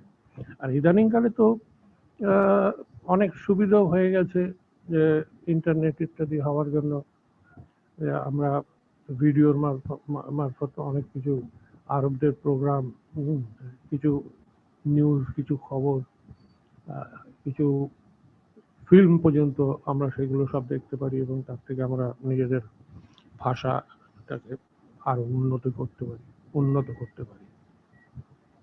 তো আরেকটা সবথেকে বেশি জরুরি হচ্ছে যে আমাদের শিক্ষকদেরও উচিত হচ্ছে যে ছাত্রছাত্রীদেরকে সবসময় এনকারেজ করা।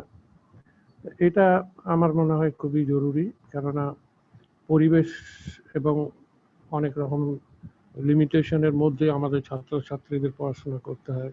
সেই জন্যে তাদের সামনে আরবিটাকে আরো সহজ করে, সুন্দর করে এবং গুছিয়ে কিভাবে শিখতে হয় সেগুলো আমরা শিখে নিতে পারলে ভালো হয়।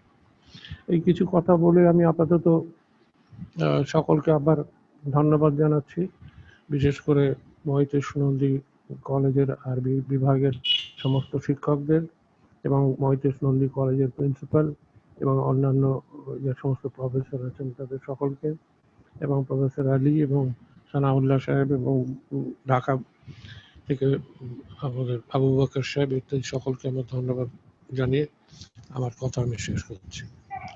Thank you. Thank you, sir. Thank you, sir, for your wonderful speech. Rul Amin, you're next. نعم. التمس الأستاذ الدكتور مجيب الرحمن جامعة جوهرلال نهرو لإلقاء كلمة بضيف الشرف الخاص. ومن قبل أدعو الأخ جميلي تجمل حق للتعريف بضيف الشرف الخاص، فليتفضل مشكورا. السلام عليكم ورحمة الله وبركاته. إننا سعداء جدا بوجود الأستاذ مجيب الرحمن في هذه الندوة الدولية الافتراضية. هو أستاذ الأدب العربي والرئيس الأسبق بمركز الدراسات العربية والإفريقية في جامعة جواهرلال نهرو نيودلهي. نشر الأستاذ أكثر من 10 كتب باللغة العربية، وكتب بعد الوحدات الدراسية المعتمدة في جامعة إندرا غاندي المفتوحة للحصول على شهادة الدبلوم في اللغة العربية، وله أيضا أكثر من 50 مقالة بحثية في اللغة العربية والإنجليزية، و100 مقال صحفي منشور في مجلات وصحف عربية. وهو يكتب مقالا أسبوعيا بانتظام في جريدة الرؤيا الإماراتية منذ شهر فبراير عام 2019. قدم الأستاذ مجيب الرحمن أكثر من 50 مقالة بحثية في المؤتمرات والندوات الدولية في داخل الهند وخارجها، وشارك في أكثر من 60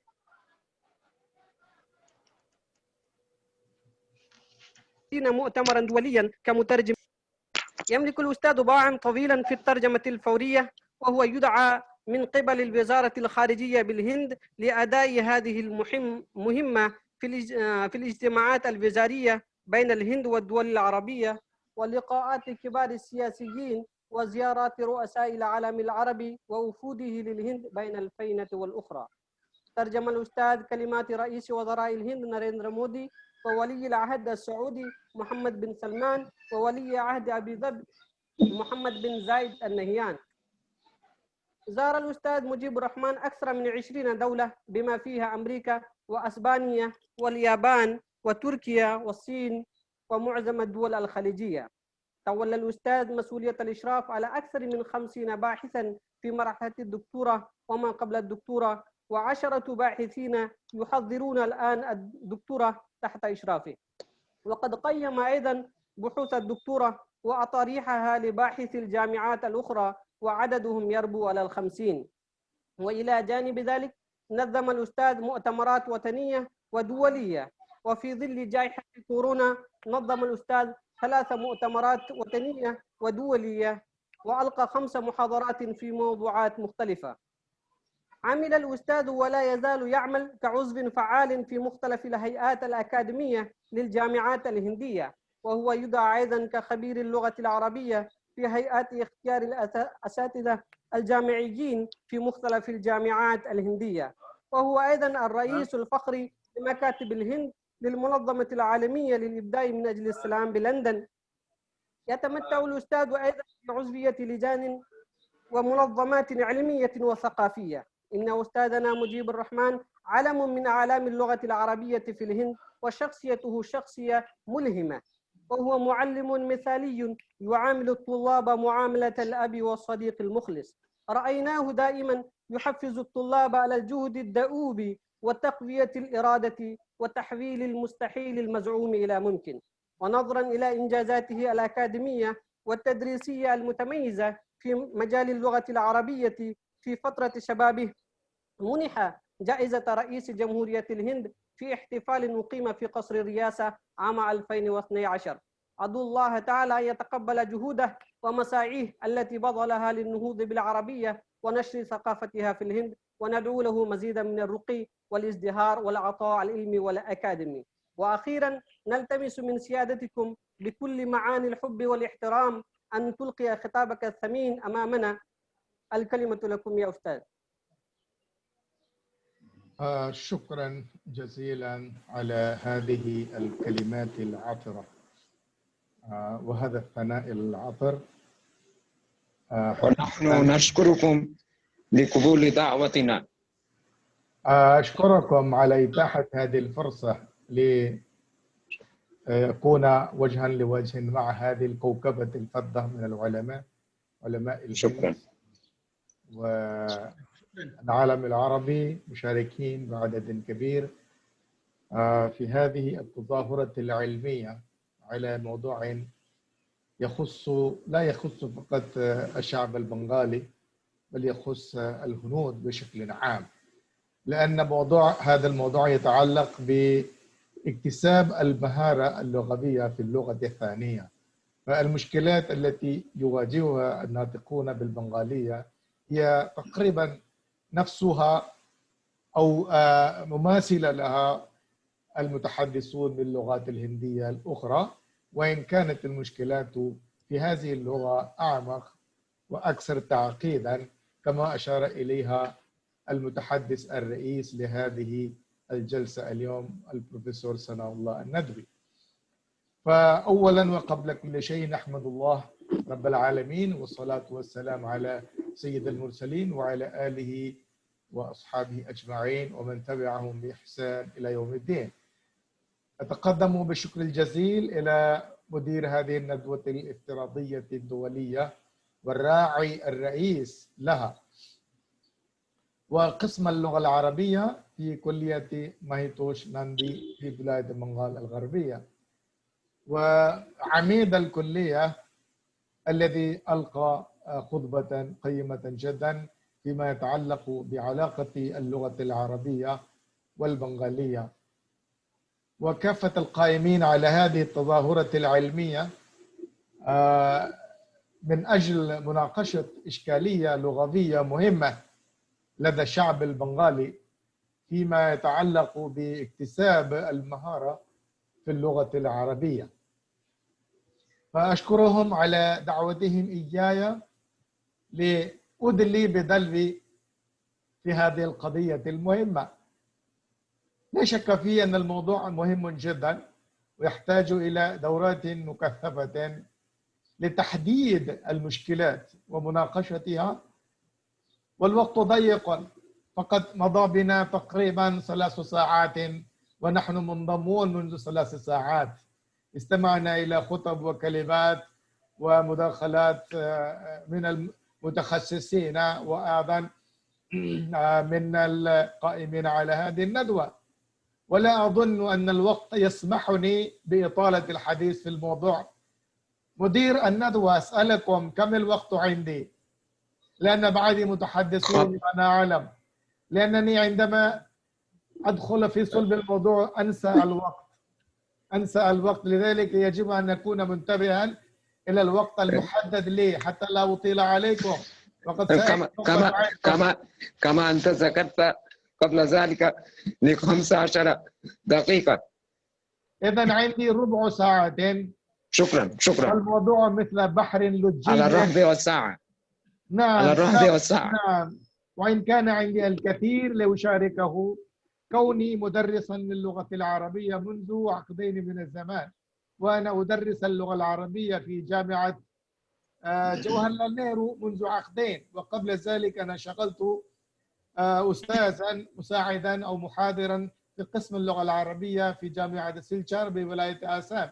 وهذه المنطقة بالذات هي منطقة يسكنها الأغلبية البنغالية، ويتحدثون بلهجة بنغالية تسمى هي سيلتي بنغلا، وهي بنغالية طبعا.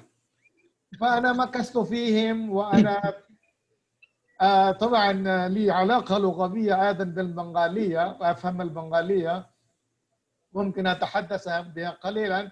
وهناك أنا تعلمت اللهجة السيلتية، كنت أتحدث معهم. فالمشكلات التي يواجهها الطلبة في بنغال في مسألة التحدث باللغة العربية هي مسألة أنا عشتها 5 سنوات. كنت أذهب للفصل لأحاضر، أقدم محاضرتي، وأواجه نفس هذه المشاكل. لذلك قد يكون حديثي من صميم التجربة التي عشتها في ولاية آسام. وأيضا في جامعة جواهرلال نهرو التي تستقطب الطلبة من خلفيات متنوعة بما فيها بنغال، هناك عدد لا بأس به من الطلبة من ولاية بنغال الغربية. فهذه المشكلات التي تعرض لها وعرج عليها المتحدثون من قبل، وعلى رأسهم الأستاذ الدكتور الله، هو تقريبا أشار إلى أهم المشكلات أو المشاكل التي تعترض طريق المتعلمين للغة العربية. ونظرا لضيق الوقت، وقد وبخ أيضا وتبنى نهجا تشاؤميا، ولكنني لا أكون متشائما، فأنا متفائل دائما. أنا دائما أتفائل، وأنا لا ألوم البنغاليين، أنا ألوم كافة الهنود. إذا تحدثت يابانيا ويتحدث باللغة العربية ستكون لهجته متأثرة باللهجة اليابانية. أو الصينيين الذين ينجزون كل شيء، يمهرون ويبرعون في كل شيء. تحدثت مع الكثيرين عندما يتحدثون العربية طبعا لهجتهم العربية تتأثر باللهجة الصينية. من الصعب جدا جدا جدا أن تخلو أنت إلا في نادر الأحيان من لهجتك المحلية. لغتك الأم تؤثر في لغتك الثانية. وقد قرأت دراسات ودراسات لمستويات من هذا التأثر والتأثير. هناك بعض اللغات التي تتقارب فيما بينها في التركيبة اللغوية والتركيبة الصوتية. مثلا هناك دراسة قرأتها مؤخرا بين اللغة الكورية وباللغة الإنجليزية، يقولون بينهما تقارب في الصوت وأيضا. فهذا أيضا يعتمد على بين اللغات. قد تكون بعض اللغات غير متقاربة فيما بينها، ومن بين هذه اللغات اللغة البنغالية هي تختلف كثيرا عن اللغة العربية في البنية الصوتية وبالبنية النحوية وفي كل شيء. لذلك نرى أن التأثير الكبير للغة البنغالية، اللهجة البنغالية على اللغة العربية هو كبير جدا جدا جدا، ولا يمكن التخلي من هذا التأثير إلا بالممارسة والجهد الدؤوب. هناك أمثال، هناك نماذج لبعض الطلبة والمحاضرين البنغاليين يتحدثون عربي جيد جدا. أنا أضرب لكم مثال سعيد الرحمن من جامعة عالية لهجته متميزة جدا لأنه اكتسبها عن كثب وتمرس بها، وآخرون أيضا. لي بعض الأصدقاء مقيمون في السعودية طبعا لهجتهم ممتازة وبحكم اختلاطهم مع الناطقين الأصليين. ما أقول هناك ليس فقط، هناك مستويات كثيرة. لا يمكن الحكم أو لا يجوز الحكم أن البنغاليين هم الذين يسيئون إلى النطق العربي. هناك الهنود، ما زال هناك الكثير من شبه من شمال الهند الذين يقولون اللغة العربية، رغم التنبيه لهم مرات أنها ليست عربية وعربية، وليس عربية وعربية. فهذه مشكلة عامة وشائعة تخص معظم الناطقين الهنود باللغة العربية. ولكن ماذا أريد أن أقول هناك؟ وقد أشار إلى هذه المشكلات، وكما أشار إليه المتحدث قبل البروفيسور بديع الرحمن، أن هذه المنطقة لها خصوصياتها الجغرافية والبيئية واللغوية والثقافية. صحيح، هذه خصوصيات لكل لغة ولكل منطقة خصوصياتها، واللهجة المحلية وباللغة الأم تؤثر في اللغة الأولى، لغة الاكتساب، هنا اللغة العربية. ولكن في رأيي أنا مرد ذلك إلى التساهل. أولا التساهل، مرد ذلك إلى اعتماد المنهجية الخاطئة في تعليم اللغة العربية، مرد ذلك إلى الفكرة الخاطئة كما أشار إليها البروفيسور ثناء الله. نحن نعتبر اللغة العربية ليست لغة حية يمكن من خلالها التواصل أو التعبير فقط، هو علم نتعلمها لكي نفهم النصوص العربية، القرآن والحديث. أما التحدث باللغة العربية فهذا مفهوم دخل مؤخرا جدا، وذلك بسبب احتكاك هؤلاء بالجامعات والكليات الأخرى عندما يدرسون في جامعات دلهي أو الجامعات الكبرى في شمال الهند، عندما يختلطون بالهنود أو بالعرب، ويدركون حينئذ أنه من الضروري التعلم اللغة العربية من أجل التعبير من خلال اللغة العربية. فضروري أن نظرا لضيق الوقت أنا سوف أتحدث قليلا كيف يمكننا نتغلب على هذه المشكلة، وكل أمل وثقة أننا إذا اتبعنا الخطوات الصحيحة، إذا صحنا مفهومنا لتلقي أو تعلم اللغة العربية وهدفنا من ذلك، يمكننا أن نأتي بتغير جذري في المخرج أو المخرجات أو المكتسب فيما يتعلق بتعلم اللغة العربية. كيف يمكننا ذلك؟ أنا الآن لا أخاطب الأساتذة، أنا أخاطب الطلبة، والطلبة أيضا هناك مستويات. مستوى من الطلبة يأتي من المدارس الدينية الذي يكون قد درس وتعلم اللغة العربية لسنوات، ومستوى آخر هو الشريحة من الطلبة التي تأتي من المدارس العصرية، من المدارس الحكومية، ويكون اطلاعه على اللغة العربية ضئيلا جدا، معرفتها قليلة جدا، وتواجه هذه الشريحة في فهم النصوص العربية البسيطة. إذن المشكلة ليست متساوية لكافة الشرائح وإنما تختلف. إذن يجب أن نجد حلولا لهذه المشكلات التي ليست متساوية، نجد حلول متفاوتة تتوافق مع المشكلات فئة معينة. إذن يجب أولا أن نحدد مواضع الضعف في تعلم وتعليم اللغة العربية في هذه المنطقة. عندما الآن أنا أخاطب هذه المنطقة، منطقة بنغال الغربية، النقطة الأولى هو سلامة التعبير وسلامة النطق.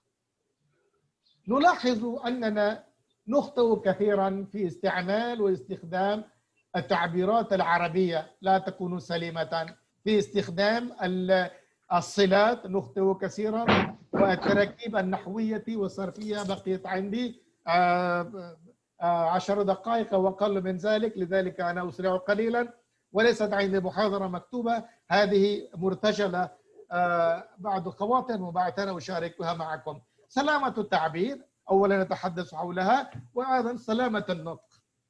نلاحظ أننا نخطئ كثيرا في التعبير ونستخدم تعبيرات غير صحيحة وفي غير محلها.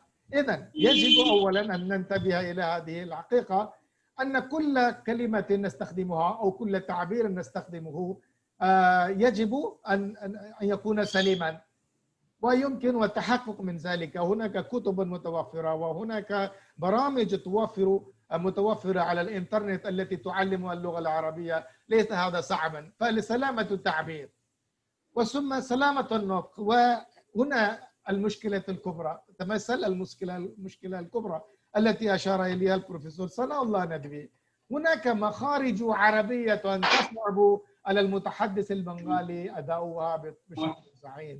السين والشين والألف والهمزة والعين والغين، كل هذه مشكلة، وهذا أثر. أنا أسمع أصوات. نعم صوتكم واضح. صوتي واضح، ولكن الآخرون أيضا يتحدثون يتداخلون. أيوة نعم. سلامة النطق. كيف يمكننا أولا أن نستخدم تعابير صحيحة وملائمة ونحويا وصرفيا ومن كل النواحي، وكيف يمكننا نجعل نطقنا سليما من حيث المخارج. لتحقيق هذا الهدف يجب علينا أن نركز على النطق منذ البداية. كل مسلم يتعلم اللغة العربية يقرأ لقراءة القرآن الكريم. من هذه المرحلة يجب التركيز على المخارج العربية بصوت صحيح، بنطق صحيح، بمخارج صحيحة. مدرسون الذين يدرسوننا في الكتاتيب الدينية والمدارس الدينية نطقهم غير صحيح، وعليه لما يتعلم التلميذ منه النطق العربي يكون نطقه خاطئا. هكذا من المرحلة الأولى مرحلة ثانوية المدرسة، وبعد ذلك المرحلة الجامعية، هذا الاعوجاج وهذا الخطأ في النطق يبقى ولا يزال. لذلك منذ المرحلة الأولى عندما نعلم أبنائنا وبناتنا اللغة العربية لقراءة أو تلاوة القرآن الكريم، يجب أن تبدأ هذه المرحلة من تلك النقطة. وسوف نلاحظ كل لغة لها خصوصياتها. إذا تحدثنا بنغالية بلهجة أخرى، وإذا تحدثنا إنجليزية بلهجة أخرى، وإذا تحدثنا الهندية بالأردية بلهجة أخرى. طبعا هذا لا يناسب، ولا يمكننا في حال من الأحوال أن نكون 100% دقيقين 100%. هذا لا يمكن أبدا مهما حاولنا، ولكن بجهودنا الدؤوبة وممارستنا طويلة يمكننا أن نجعل نطقنا أقرب إلى النطق العربي. وأيضا مشكلة التي لاحظتها في أداء كلمة الهمزة، مثلا إنجازات لن يكون إنجازات، خلفيات لن يكون خلفية، هنا واحد وجمع. يجب الانتباه لكل هذه الفروق الدقيقة. وكيف يمكن ذلك؟ هناك برامج كثيرة على الإنترنت، وأيضا عندك جوال يمكنك أن تسجل صوتك. تسجل صوتك عبارة فقرة واحدة تقرأها بصوت عالي وتسجلها وتسمع وتلاحظ وتنتبه إلى خطأك في النطق. وإذا لا تستطيع أنت يجب أن تسترشد أو تتصل بمعلم ينبهك إلى النطق، جملتين، جملتين، 3 جمل، كل هذه التي تكلمت بها يجب أن تكون سليمة. السلامة، توخي السلامة في النطق وتوخي السلامة في التعبير. إذا توخيت إن شاء الله سوف يتحسن أداؤك. طبعا فيما يخص بأثر اللغة المحلية، هذا الأثر كما ذكرت قليلا هذا يبقى يدوم للأبد، ولكن إذا اتبعنا خطوات، خطوة واحدة، خطوة ثانية، وخطوة ثالثة، إذا اتبعنا خطوات ممكن بعد فترة من الزمن نلاحظ أنها قد تحسنت. نعم، والآن أريد أن أتحدث بعد هذه شيئا باللغة الإنجليزية 5 دقائق ولا أكثر لأن الوقت محدد عندي. What I wanted to say is that if you make a, first of all, we have to have a correct approach of learning Arabic. What for we are learning Arabic? Are we learning it for only understanding the Quran and Hadith or understanding the text? If this is our objective, in that case, you will never be able to speak Arabic. But since we are studying Arabic and teaching Arabic at various levels in madrasas and also in college or university, and if you are learning it as a foreign language, so you have to be mindful of the communicative aspect of this language. A learner of English language is able to speak fluently in English, and also a learner of French or any other language is able to, in a very short period of time, he is able to speak in that language. How come? In case of Arabic, it takes years and years. Even after spending years, we're not able to speak few correct sentences in Arabic. So the problem is in the wrong methodology. First of all, an approach. What is our approach and methodology? Our approach should be that if you're learning Arabic, we should be able to at least express ourselves adequately, at least a few sentences. And those who are mastering it, they should be able to communicate fully in Arabic. So that is why you are learning Arabic. Second is that you have to create an environment of speaking, conversation, and conversation. Converse in Arabic. You have to create your environment in your school, in your college, whatever, among your friends. Create that kind of environment. And the justification will fall flat that we don't have that conversation, that environment. You have to create an environment. In India, you will not get that environment. So you can create a group of friends. Every day, you can set a goal for yourself. Okay, I'll be learning this much and I'll speak this much and whatever I have learned, I will practice it. So practice conversation. Second is intensity of study. The intensity of your study is the trumps length of study. It is immaterial that you learn, 5 years or 6 years. Your intensity matters. If you are studying 6 months, very concerted and very intensive course for 6 months, that should allow you or help you to pick up the language. But if you are learning it or picking it in the right and scientific manner. Classes sometimes become boring because the teacher is not able to explain to you or convince you or satisfy you. Therefore, you have to make your own classes. Away from the classes, when you are out of the class, you make your own class. Okay, I'm just quickly going through. Each point needs hours of lecture, but I'm just quickly going through because my time is very limited.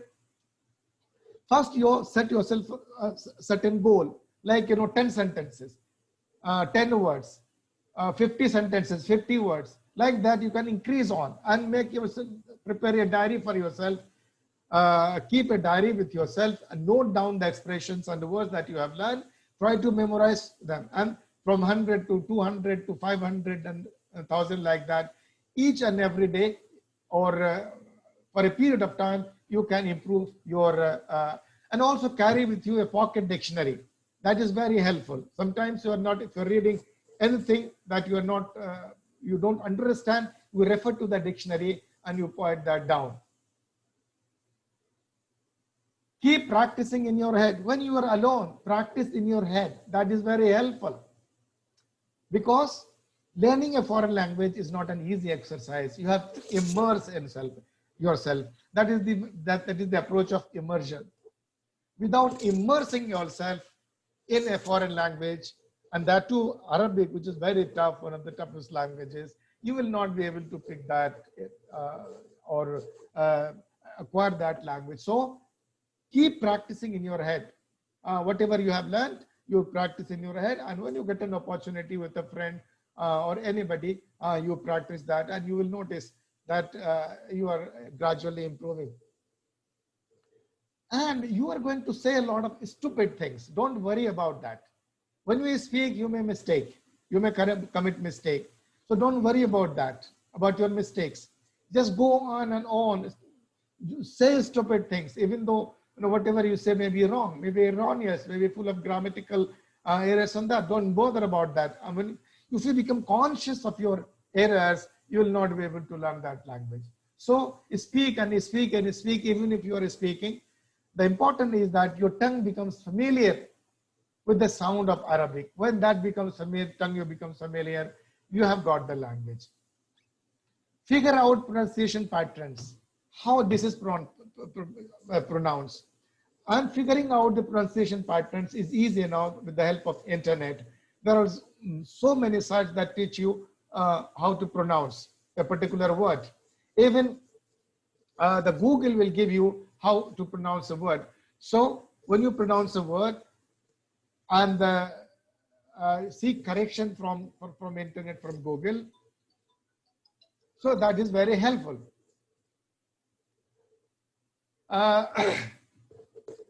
So what I want to say, my time is over, I think, and I have to say a lot, but I will not prolong, I will not make it. What I am saying is that you set a goal for yourself. What is your goal? Once you decide your goal, and you can make your own strategy, and you can always monitor yourself, your progress. So by this way, combination of methods and a focused approach, you will be able to improve yourself. And you can monitor yourself, and you can evaluate yourself, you can judge yourself whether you have improved or not. And nowadays, this complaint is not valid that we are not living in an environment. The world has become a global village. It's become one family. And the internet has opened so many opportunities for us for learning any foreign language, not only Arabic, but it could be Chinese, Japanese, anywhere. And the internet will help you. Only thing is that you have to have that passion. If you have that passion, you can improve yourself, your conversation, your speaking, and your writing. In every aspect you can improve. Only thing is that you have to set a goal for yourself. And I'm happy that because of the corona and the webinars that have been that is being organized, there is a lot of difference. I can see people speaking Arabic from Bengal. Some of them speak very good Arabic also. I think this is because the interaction that has increased over the years, during the last few months. Now we are exposed to the Arabic speakers. We listen to them. The more and more we listen to them, we get familiar with their accent. And also we are able to improve ourselves. So with this, what I want to say is that we are here to help you out for anything that you may need. We are here to help you. But I want the standard of Arabic in Bengal to improve, and it is quite possible. And I am sure that this new generation of teachers who have taken the mantle, who are being teaching, they are conscious of the need of teaching Arabic as a lively and dynamic language, which is being used, spoken in a spoken and written manner, as a written and spoken language. And I'm sure that they will improve it, and by leaps and bounds, and situation will definitely improve in near future with these steps and your conscious efforts. Thank you very much for your hearing. Thank you very much. A wonderful experience as shared with us, as well as some suggestions and advices are given in respect to the Bengali students and for Bengals or native Bengals. Thank you very much. Now, for the Ruhul Amin, Dr. Ruhul Amin. جي نعم. والآن تفتح المجال حول أسئلة والتعليقات والملاحظات العامة من المشاركين والمشاركات. وحول هذا الصدد 5 دقائق فقط، وهناك سؤال أو سؤالين لوقت محدد، فمن يرغب فاسأل. فاسألوا.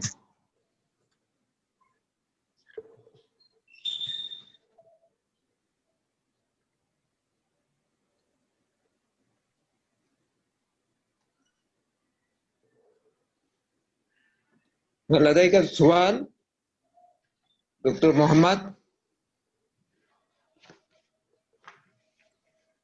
دكتور محمد أنت أبتو، هل لديك سؤال؟ وليس السؤال عنده.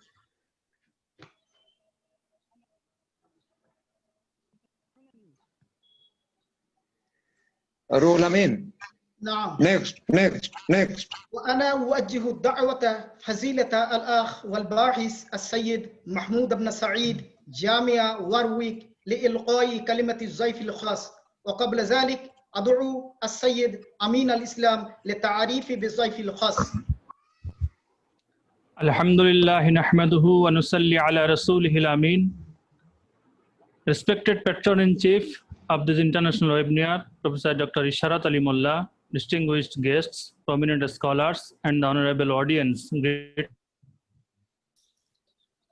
It gives me tremendous contentment to be an introducer, one of our eminent speaker, MD Mahmoud bin Saeed. He is a renowned personality in the field of Arabic and Islamic studies, amongst the most esteemed personalities who have earned accolades in their respective fields. He has completed master's degree in Arabic from the University of Dhaka and in Islamic studies from the University of Loughborough, UK. He has completed MPhil from Islamic University, Kustia, Bangladesh. Presently, he is a PhD scholar at the University of Warwick, UK. Under the supervision of Abdullah Shahin, Dr. Abdullah Shahin, Mr. Mahmood has started his teaching career in 1997 as a principal of Gopalpur Kamil Madrasa, Tangail, Bangladesh. In 1998, he joined as an interpreter under the Ministry of Defense in Kuwait. In 2003, he appointed as a lecturer of Arabic at the Islamic University, Kustia, Bangladesh. Thereafter, in 2004, he joined as the lecturer of Arabic at the University of Dhaka, Bangladesh. Then he promoted to the post of assistant professor at the University of Dhaka, Bangladesh. He attended a number of national and international seminars and presented research papers in Arabic and Islamic studies. He has excellent communication skills in multi-languages such as Arabic, English, Bengali, and Urdu. I would like to invite once again Mr. Mahmoud bin Saeed to deliver his valuable lecture. Thank you. جزاك الله خير. أعوذ بالله من الشيطان الرجيم. بسم الله الرحمن الرحيم. الحمد لله والصلاة والسلام على رسول الله وعلى آله ومن والاه. أما بعد. Can everyone hear me? نعم. شكرا دكتور بارك الله فيك. Inshallah, I will try to speak in English because if I go for the bilingual English with something else, it will consume a lot of time. So I don't want to waste our valuable time of our respected guests and speakers. So my name is Mahmoud bin Saeed, as already mentioned. I am doing my research in teaching Arabic language for foreigners, and my field is mainly secondary school. Alhamdulillah, I was listening to all of the lectures from all the esteemed professors from India and from Bangladesh, my honorable Ustaz, Dr. Abu Bakr Siddiq, and all the professors, including Dr. Nadawi. I'm very glad to hear all these special lectures, Alhamdulillah. Many things I found from the Professor Dr. Nadawi and Dr. Mujibur Rahman, Dr. Badiur Rahman, and others. If I forget names, please forgive me. So the history, as we know, the Arabic language teaching in Bangladesh, India, and even in the UK goes many centuries. No, the Oxford University is teaching Arabic language, not this century, not last, from 13th century. From 13th century, they are teaching Arabic language in the Oxford University. This small lecture, inshallah, will be focusing on nature of teaching Arabic in native English speakers and for the non-native, especially Bengali. This is my target. And because I am a researcher, I am doing some school visit and teaching how the teaching are taking place and how students are learning, how they are making progress. All these things from 1996, from my personal experience and recent experience from secondary school, I want to say a few things. in this muhadara, inshallah. And it will be focusing on 4 things: modern foreign language theory and practice, curriculum, assessment and progress tracking, and students' motivation for learning. These 4 main things, but because due to the time, I cannot explain everything. So please forgive me for that. 4 basic points we need to remember. Number 1, that this, we need to remember that the Bangladeshi or Bengali language community and the English speakers community here, all are foreigners to Arabic language. So learning foreign language in Bangladesh and India and in UK or any English speaking countries, the phenomena of learning is almost same thing. Second point, we need to remember both ethnic backgrounds people already know 1 or more languages. Like me, before I started Arabic, I was born in Bangladesh to Bengali parents. So we learned Bangla from them. And slowly, because my dad was alim, my brothers are alim, seniors, ulama, mashallah. So we started learning Arabic from them beside Bengali. So already people know a language. In English speaking countries, people like in England, they know English already. And then we see that motivation are different. Motivation sometime in Bangladesh, in India, in UK could be different to understand or learn or achieve or acquire the language, could be different. So we'll find out inshallah at the end. One big mistake we all do, even we found from the lectures today, unfortunately, with due respect to our respected scholars, that we mix up foreign language learning and the first language. Remember, first language I learned from my mother, from my father, from my surroundings, from my brothers, my sisters, my cousins, my village people, or the area I'm living, I learned my language from there.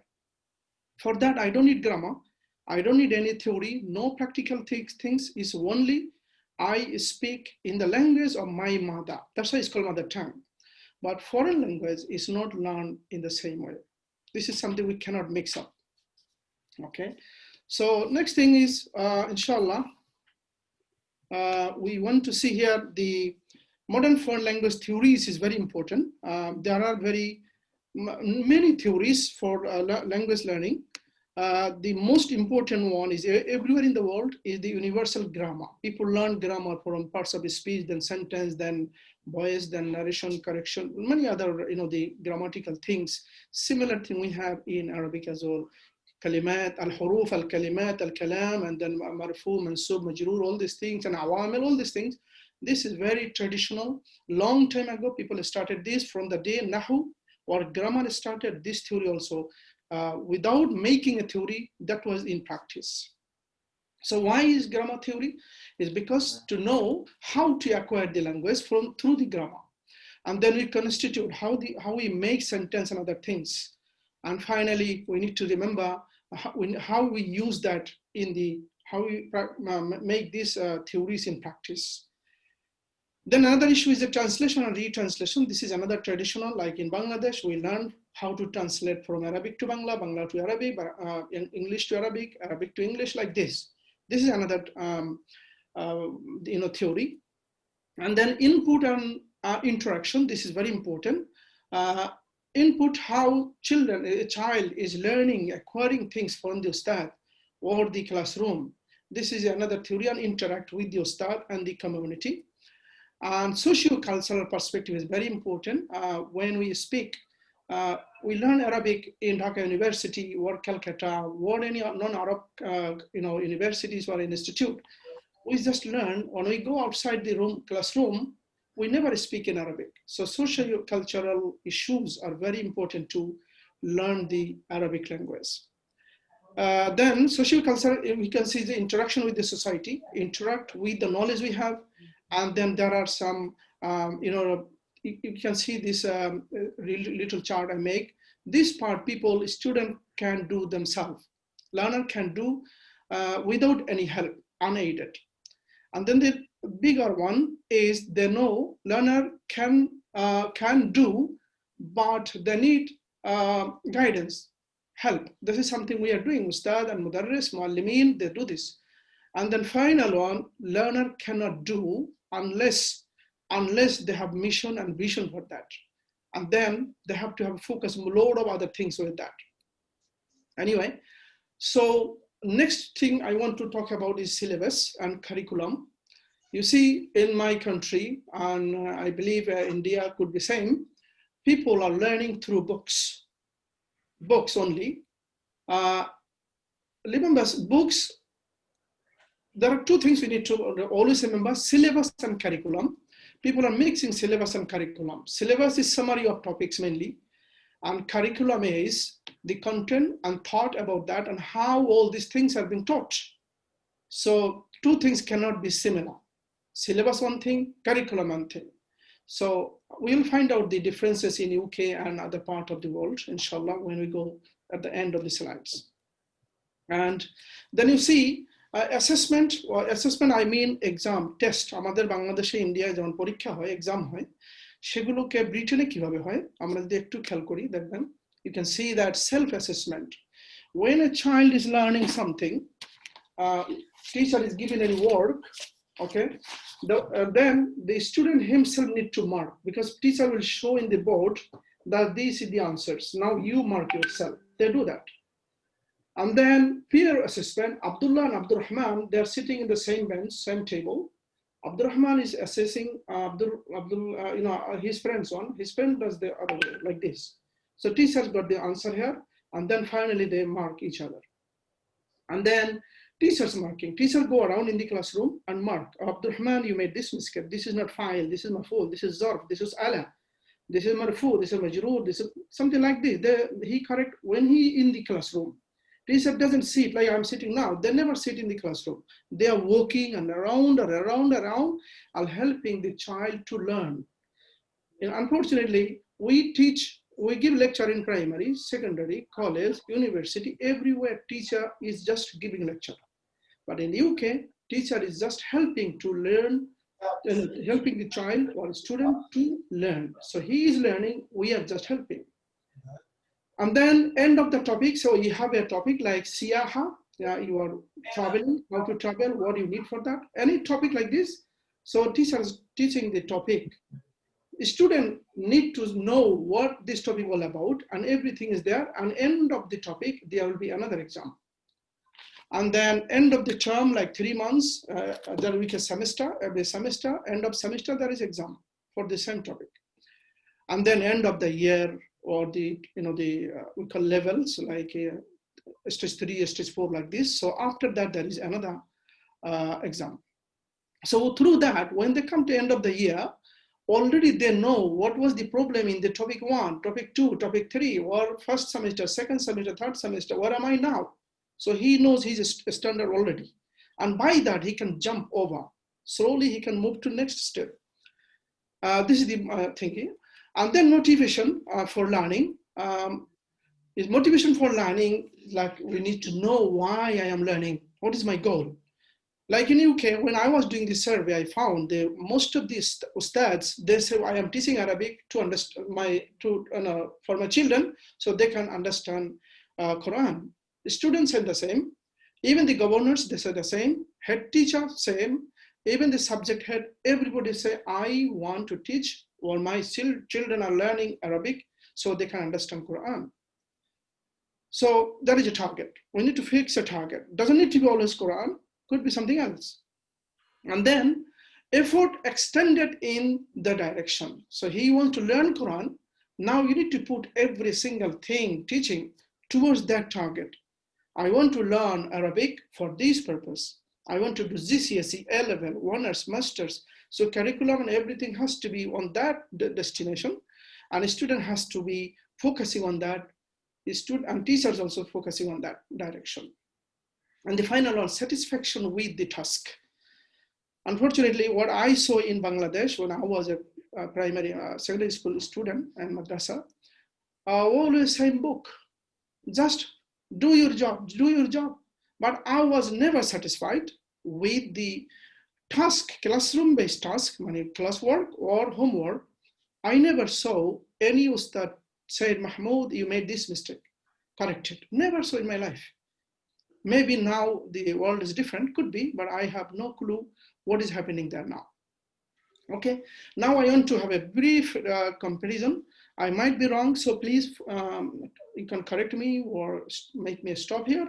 But some few things I need to mention here. A vibrant curriculum and syllabus in UK, as I said, because the syllabus, as I mentioned already, syllabus and curriculum are two things that always changes. It's not the country who changes. Country gives you target. These are the this level as child has to be in year 4, in year 6, in year 8, in year GCSE 11. So that is the target. So teachers, even the school, they change the curriculum in syllabus. But unfortunately in Bangladesh, I saw National Curriculum Board set up something. Madrasa Education Board, they said something. And then thousands of publishers, they make book and they write all these things. And finally, board or the curriculum board, they select a book, particular book. That's it, nothing else. But this is the difference in between native school, English and my Bengal areas students or they're learning. One of the issues.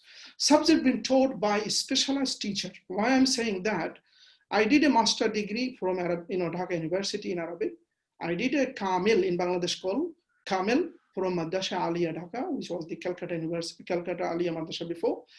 So my field was Arabic language and literature. But you can find out many people are teaching Arabic in the Madaris, just Maulana without any proper Arabic language background. How can you expect a child to make progress or change his nutq, his makharis, his sawt, and the other theories of Arabic language and practice from a teacher who doesn't have a proper Arabic language teaching background? Nothing. So this is the problem. But in the UK, it has to be from the same department, same field. This is something very specialized thing I can find. Resources are topics, as I mentioned already, not the books. Teachers need to make their lesson every day. It's not something you bring a book and you teach from there. No. Teachers need to make a lesson, a plan, good plan, and lesson for 50 minutes. Teacher needs to make it. It's not the book. It's not the curriculum board. It's not the madrasa or school. It is the teacher, subject teacher. This is his job. But we in our subcontinent, I believe it is a book-based. Teachers just teach a book. Second thing, fourth one will be subject teachers are appointed by both governors and students. This is a very smart thing they are doing in the UK. As I saw from my, when I first time came to UK, I was teaching in a secondary school and college. I found, mashallah, they called me and said, teach this class, year 9, year 10, 11. And a student will mark me and say, mashallah, Ustad Mahmoud is okay or not. He hasn't got sufficient skill. He cannot control class. He doesn't have lesson plan. He doesn't know how to improve my personal quality of learning. He doesn't have this. So sorry, we cannot employ him. Ustad. They tell this to the head of the department and the principal. That happened to many people, but alhamdulillah, I was selected from the day one. So, but in our countries, I don't think this practice is in place. It is just the governors or the management committee, principal. This is the way they're doing. And then student being assessed, as I mentioned already, self, peer, 2 people, and then end up the topic and other things. But in Bangladesh, or we see there is a half-yearly exam or end of the year exam, and then the final exam up in the GCSE, Dakhil or SSC in India maybe. So this is some differences I found. And few more, teachers are being trained, assessed, set up a target of performance. Teachers in subcontinent, I don't know about India, but we see the teachers are being promoted automatically. Once you started teaching, nobody can take you off. But in UK, you cannot do that. In here, teacher has a training. Teachers are assessed by the principal, head of the department, even the from the upstate, the inspector. They come and they see how is the lesson running here. And finally, when there is a performance target of performance is set up, if that is not met by the teacher, he cannot teach. He should do something else. There are plenty of jobs they can do, but not the education, because education need educator, not someone who got certificates or cannot do his job. And then students set a target in many stages. In the first day of the year, like in January in Bangladesh, in UK we do in 4th of September, for example, that day we set a target. Where is Abdul Rahman now?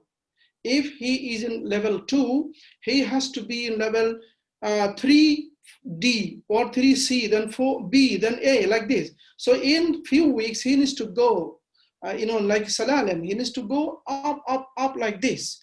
So if he cannot go up to there, that means there is something wrong with the student, or with the teaching, or the teacher itself, or something problem in his own environment where he is in. So we need to assess those things. But unfortunately, I never saw this practice anywhere, especially in Bangladesh, to happen. I was teaching, as mentioned already, principal of Aliyah Madrasa. After my GCSE, I started teaching GCSE in a madrasa. From that day in 1992 till now, I'm teaching. I never saw this practice in Bangladesh. And the teachers are constantly being observed, and they are observing other colleagues and the institutions. For example, I was teacher of a secondary school and college. I visited another school and college, and I was making note, the dozens of pages of note, and see this teacher did these good things. The students learned this good way, and the curriculum, syllabus, materials, classroom control, and difficult student, how they deal with the difficult student, everything I mentioned here is done perfectly or wrongly. I need to make a note, and then you learn.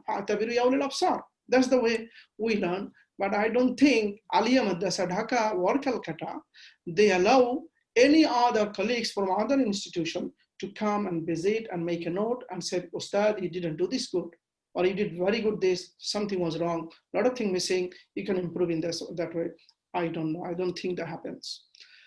And then student motivation is very poor in the UK. This is something very bad here. People are learning Arabic most of the time, because we are in the West here, people learning, they come to school, Islamic schools, only because most of the case, 80% case, because parents are forcing the children to learn Islam. And then they got demotivated here. They, oh, what shall I do with the Arabic? Science, maths, English, geography, other things are okay. Why shall I learn Arabic? So motivation-wise is very bad. But in subcontinent, especially in Bengal, I believe motivation is very strong, because our target is to understand Quran, Islam, and Sunnah from Arabic language, and many other things could be. Okay, and final, another two things. The governor's motivation is holistic in the most of the cases. They do Islamic school because in the West, children needs to be in the right track.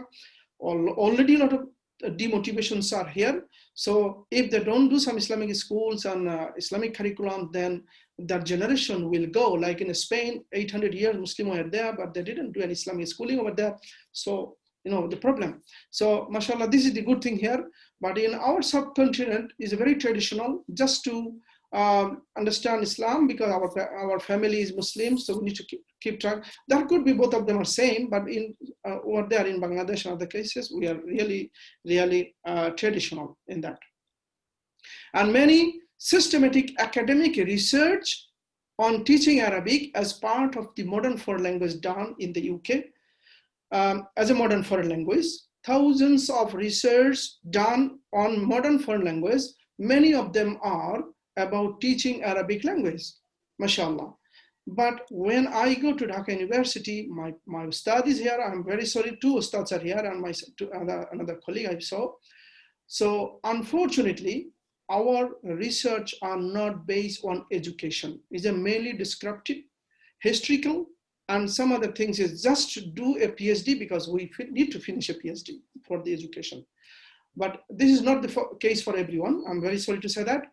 But we don't see the Arabic department of Dhaka or Islamic University or Rajshahi or Chittagong or other places. They focus on, the research based on classroom observation, students' motivation, teachers' motivation, syllabus, curriculum, and then other things that are related to the education, pedagogical issues. I didn't know any of those done in Bangladesh so far. I'm very sorry, Professor Dr. Abu Bakr Sir might be able to say, but I didn't know any of those. And the research in UK or anywhere in the West, you can see they change the government policy. That this way you need to change the strategy of teaching Arabic language or any modern foreign language. A teacher or a researcher can do that. They go to government, this is the problem of learning this particular field, so you need to change the policy with the recommendation. But I don't think that's happening in my country especially.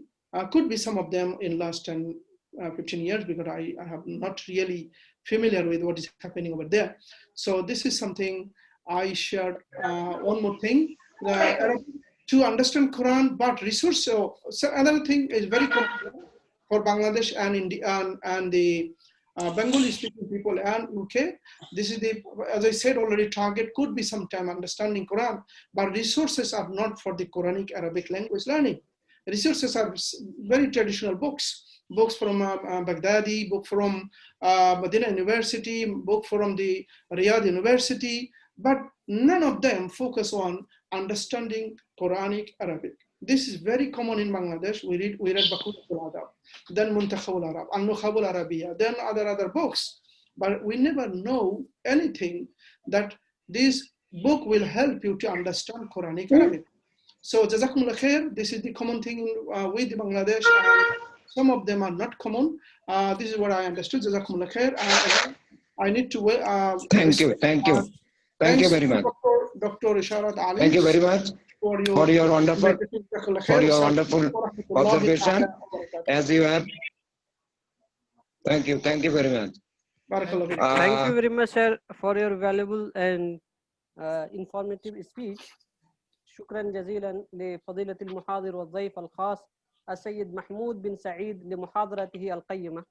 والآن ندعو المشاركين والمشاركات لطرح الأسئلة بالتعليقات. ونظرا لضيق الوقت يرجى منكم طرح سؤال أو سؤالين فقط.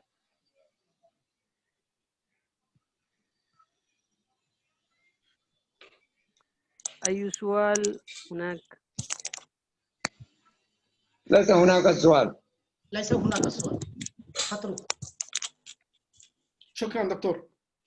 نعم. والآن نستمع إلى كلمات ضيفنا الخاص الدكتور محمد سيف الإسلام، ولكن قبل ذلك أدعو الأخ الفاضل السيد رفيق أخطر ممثل رابطة الطلاب وخريجي اللغة العربية لتقديم لمحة تعريفية بالدكتور محمد سيف الإسلام، فليتفضل مشكورا. وقبل ذلك التمس الأخ الفاضل قاضي مكين لعرض شهادة الشرف على الشاشة، إذ أننا نمنح شهادة الشرف للدكتور محمد سيف الإسلام لإنجازاته الأكاديمية والبحثية. تفضل أيها الأخ الفاضل رفيق أخطر. Respected dignitaries, honorable guest, and prominent audience, I find great pleasure to introduce our special guest, Dr. Muhammad Saiful Islam. He is a distinguished personality in the field of Islamic studies. He is a lecturer of the Institute of Yayasan Talim, Kuala Lumpur, Malaysia College, Malaysia. He has 8 years of teaching, research, translation, and administrative experience at the university.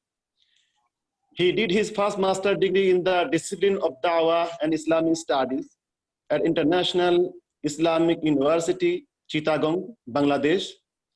He also completed second master's degree in the discipline of Fiqh and Usulul Fiqh at the International Islamic University, Malaysia. He served more than 3.5 years as an administrative assistant in the International Student Division at the International Islamic University, Malaysia.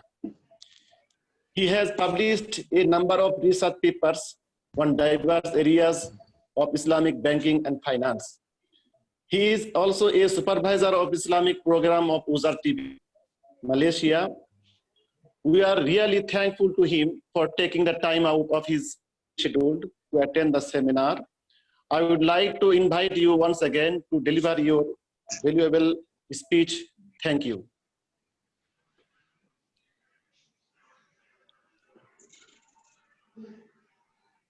Mr. Dr. Saiful Islam, please open your microphone. Dr. Saiful Islam, please open your microphone. I'm hearing you. Yeah. Okay. Clearly. Assalamu alaikum wa rahmatullahi wa barakatuh. Wa alaikum assalam. And very afternoon. Yeah, probably, but in Malaysia already in Maghrib time. So, Alhamdulillah Rabbil Alameen, wassalatu wassalamu ala ashrafil anbiya wal mursaleen wa ala alihi wa sahbihi wa man tabi'ahum bi ihsanin ila yawmiddin.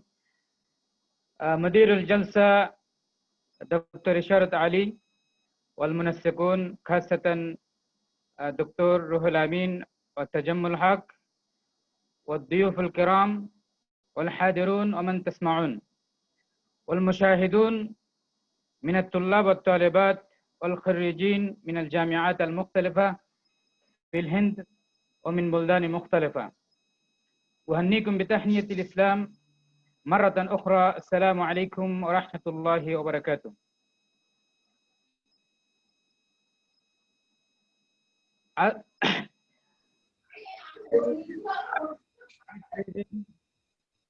To join in this auspicious seminar organized by the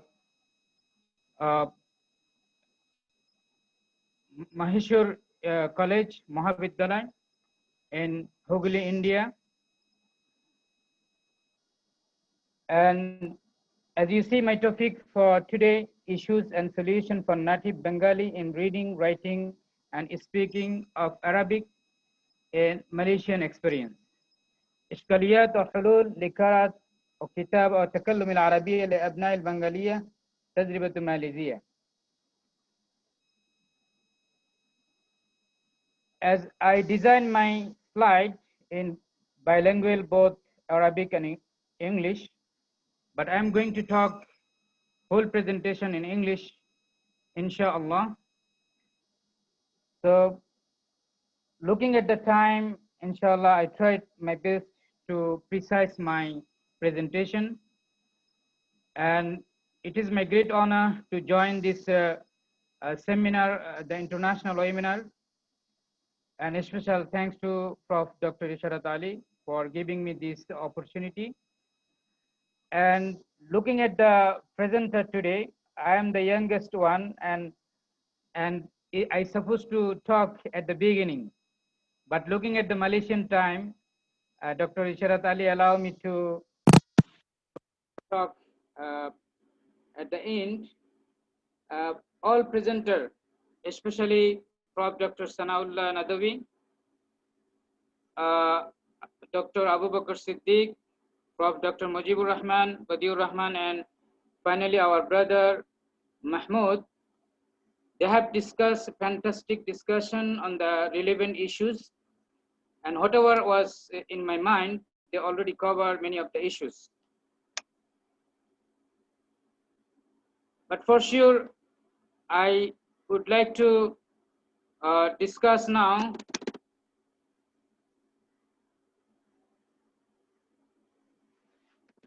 some issues. Initially, I'll give a short introduction, then what is the status of Arabic language in the world language, then importance of learning Arabic, then what are the skills for learning Arabic language, then what are the component or elements of the language, then what are the issue related to Bengali student or learners in learning Arabic, and followed by Malaysian experience in learning Arabic. And I'll do a simple comparison between Malaysia and Bengali arena. I mean the West Bengal and Bangladesh. Then finally, I come up with the solution for the native Bengali in learning Arabic. As you know, in any language, there are 4 skills. That is reading, writing, speaking, and listening. And it is not easy to adopt all the skills at the same time. Therefore, this study investigate from the linguistic issues and challenges for the Bengali learners that they face in learning Arabic language. And for sure, that Arabic language is the second language for the subcontinent people, especially those who are Muslim, they are trying to learn Arabic from their adolescence. And the findings of this presentation will come of the recommendation how to develop their skill in Arabic language based on Malaysian experience. As we know, the world language approximately 6,900. The people of the world, they speak usually. But the majority language, around 30 language, speak by 4 million people out of 7 billion people around the world, which is 60% of the population on the earth. And the status of Arabic is the fifth, which is one of the 6 or 7 languages of United Nations. And if you look at the native Arabic speakers, which is 290 million, and non-native speaker around 100 million. So all together, the Arabic speaker around the world among Muslim and non-Muslim is 422 million. Why we learn Arabic? Usually in the Muslim family, we have the mind setting that we learn Arabic because this is our Quranic language, and we may speak in the Jannah in Arabic language. And our family forces us to learn Arabic because it's our religious language. But this mind setting is not proper, that we learn only for that reason. Rather than we learn Arabic for many other purposes. For example, even though non-Muslim learn Arabic, if they have good skill in Arabic, they can get easily job in the Gulf countries, in the Arabian countries.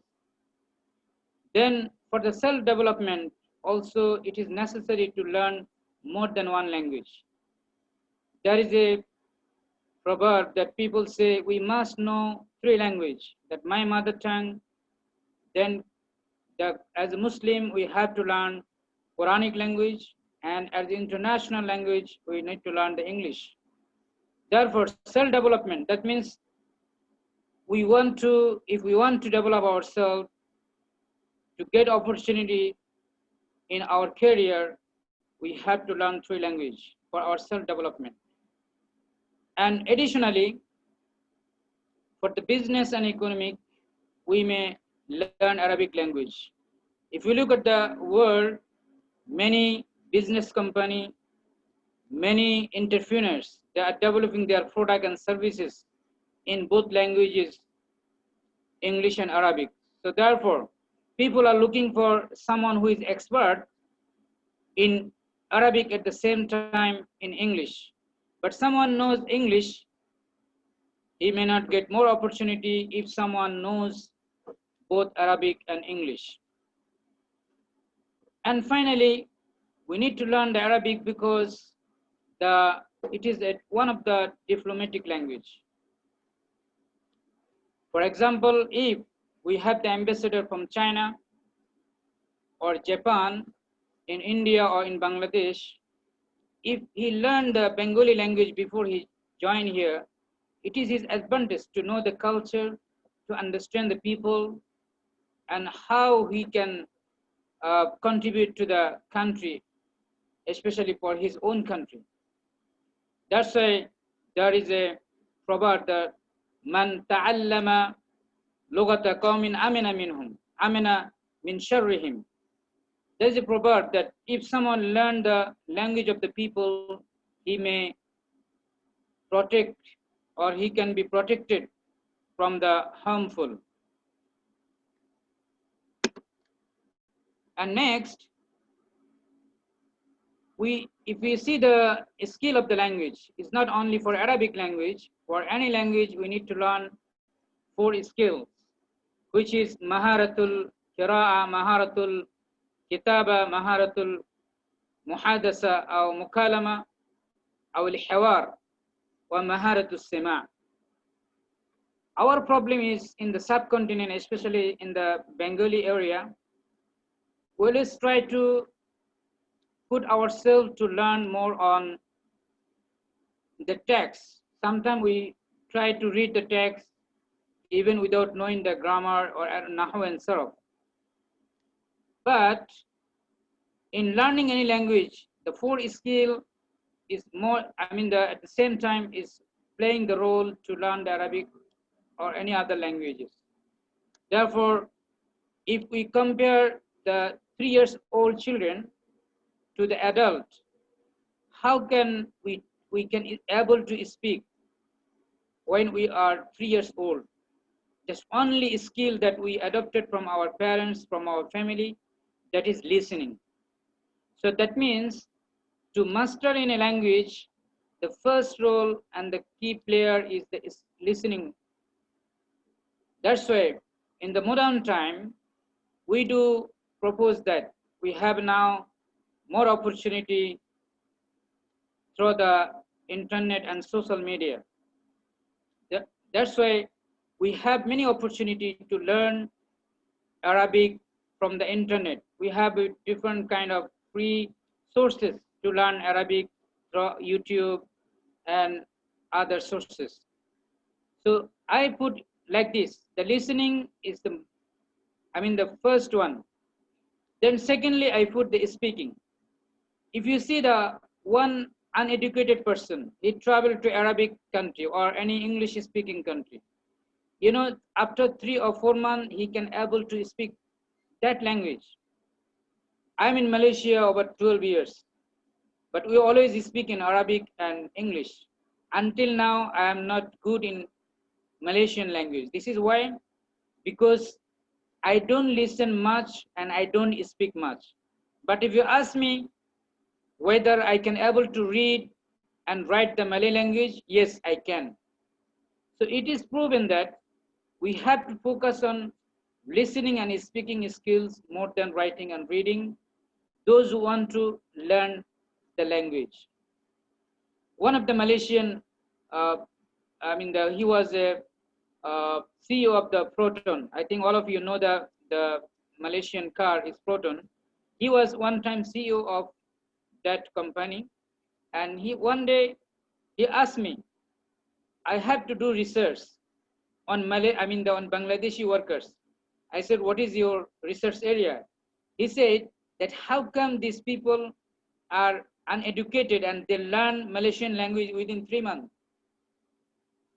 So this is very practical example that, we have many madrasa students, and those who finish their masters, their Dars Nizami and all, all the degrees from madrasa. But if you ask them, can you speak in Arabic for 5 minutes on Salat or about Islam? Like what Prof. Dr. Sanaullah Nadavi said, they may not able to speak even for 5 minutes. So it is very clear that nowadays we have more opportunity, and it is based on environment. So the worker or uneducated people, they may have environment for learning language, or they forced to understand by their management, the local language. So that means we need to have the motivation, and we need to have, the environment. So this is very good, point that we need to focus on it. So after that, why we have the lackings in learning Arabic language? Because if you see these 4 anasir al-lughat, 4 elements of the language, we see al-aswat, al-kalimat, al-tarakib, wal-ma'na. That means we need to learn language with integration of al-aswat. That means phonetic system. We see some people speak, they may able to speak Arabic, but when they speak is not pure Arabic. Like I'm speaking in English, but I may not able to speak in the same intonation or same pronunciation or same accent of British people or any English speaking countries people. So of course, as a non-native, we may have this kind of challenges, but practice al-mumarasa, can make or can meet the goal to reach and to pronounce the word successfully, properly. So therefore, when someone learns Arabic, someone knows the vocabulary, mufradat, at the same time, he has to know the intonation, he has to know the accent. For example, we have some kind of mind setting. When you recite Quran, we follow the tajweed and makhraj properly. But when we speak in Arabic, the same letter we are pronouncing, we are not doing that, we are not practicing that. I think one of the speaker also highlighted that we like say, for example, Alhamdulillah, all praises be to Allah. But if someone recite the Alhamdulillah, that means all fire be to Allah. Na'udzubillahi min zalik. That means Alhamdu and Alhamdu with ha hawaz and ha hutti, there is the much difference. Similarly, Rabbil Alameen, if someone reading with the Ain, that means Allah is the Lord of the whole universe. But if someone read with Alif, Alam, Alam means pain. That means, which is called in Bangla, Betha. So it is like a very, if we pronounce it differently and we put the letter or we replace the letter into another, the meaning will be totally changed. Especially maybe in other language, this is not that, much, but in Arabic, if we pronounce the letter different way, for example, we have a qaf, we have kaf, we have qaf Quraysh, we have kaf kalima, we have ha hutti, we have ha hawaz, then we have ta marbuta, we have ta maftuha. All right, so this kind of differentiation we must practice and we need to implement when we speak out.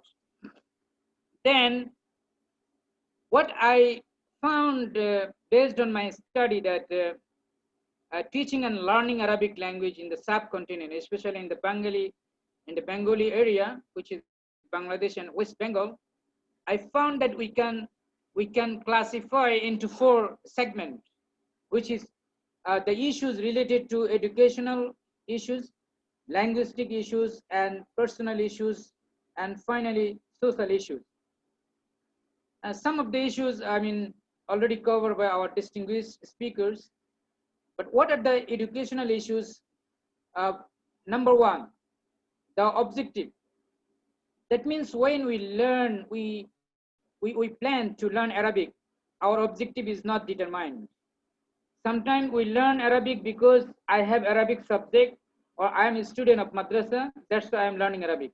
But I don't have intention that I need to be master in 4 skills in this particular language. Then secondly, we have issues with the curriculum and syllabus, which is covered by Brother Mahmoud bin Said. And this is very important. The curriculum and syllabus is ongoing improvement and development in any society. If you look at the syllabus and curriculum in the Bangladesh, I feel very disappointed because, since I observed that since 10 to 15 years, what we have the syllabus in madrasa, until now they have the same syllabus. They are not, improving their syllabus. We have many books have been written by modern scholars. They are not following that.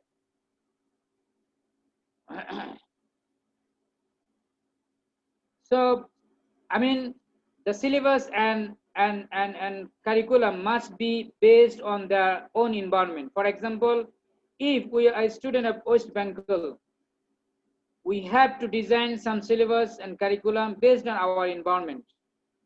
And the content of the syllabus must focus our own culture, our own tradition, our own history. If my syllabus is something, I designed the book which is designed for Malaysian student, that book maybe will not be fruitful or will not come out the result properly. Because why? Because the student will not feel any motivation and they will not be interested to learn other languages. That's why when we talk about the learning Arabic, we know some training course and some institution, they develop some Arabic learning courses. Normally they follow the Saudi book al-Arabiyatu lighairi natikin biha. Then they follow al-Arabiyatu bayna yadayk. That is good. That should be I mean the extra curriculum book. But we need to have our own original, I mean the syllabus and curriculum. That is my own perception. Then modern days we have many opportunity to learn language using our technique, I mean the technology. Still I feel like in West Bengal, even in Bangladesh, still we are going traditionally to learn the language. And methodological issues also quite, I mean the ancient methodology, we need to develop that. So I may not explain details due to the time constraint. I go to the next point, linguistic issue. So when students learn, they focus only their textbook, but at the same time, we must know the other modern vocabulary. For example, the old textbook, there is no any modern what is called modern mufradat vocabulary. For example, what is the modern Arabic of rainbow? What is the sofa? What is the aircon? Mukayyafatun, arikatun. So this kind of modern Arabic we need to develop in our new syllabus. Then there is a phobia of language. For example, some students, they may have the phobia of language because they feel like Arabic is a difficult language because it has a lot of transaction. Saraf, nahwa and saraf, fa'ala, fa'ala, fa'alu, fa'alat, fa'alata, fa'alna. I had to learn fi'l madi until ismu tafzil. So these are the around 666 transactions from fi'l madi to ismu tafzil. So this is very huge. And Arabic, it has a alfaz, yani kalimat mutaradifa, kalimat musharakat.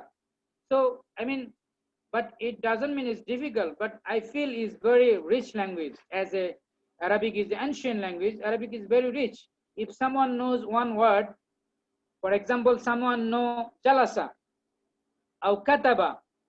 So if he know fa'ala until ism tafzil, fi'l madi until ism tafzil, he may not know how to use kataba until fu'layat, fa'ala until fu'layat, kataba until ism tafzil, how to use it. So that means it's very rich. Doctor, brief it. Brief it. Okay. Time is.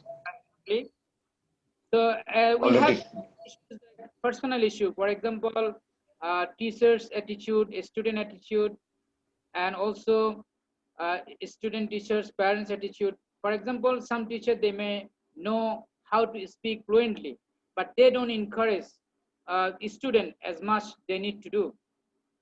Then our social issues, we have this kind of environment that if you speak in rather than your mother language, people may not encourage. They try to disappoint you when you speak in English or Arabic.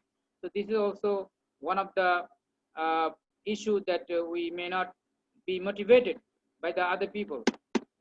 The next, the Malaysian experience, which is my focus point for today's presentation.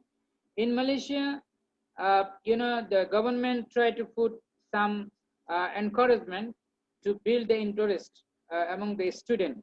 And for your information, the Malaysian school, even in the primary level, I mean the government school, for example, in Bangladesh government school, there is no any Arabic subject. We have only Islamic studies.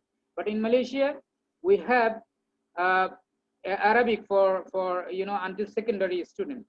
So this is very good sign that when they decide to go O level, A level, or university, they may choose Arabic languages. And in Malaysia, they put the more credit hours, almost 5 credit hours weekly. So compared to Bangladesh or I mean the West Bengal, we may not have that much time for the Arabic subject.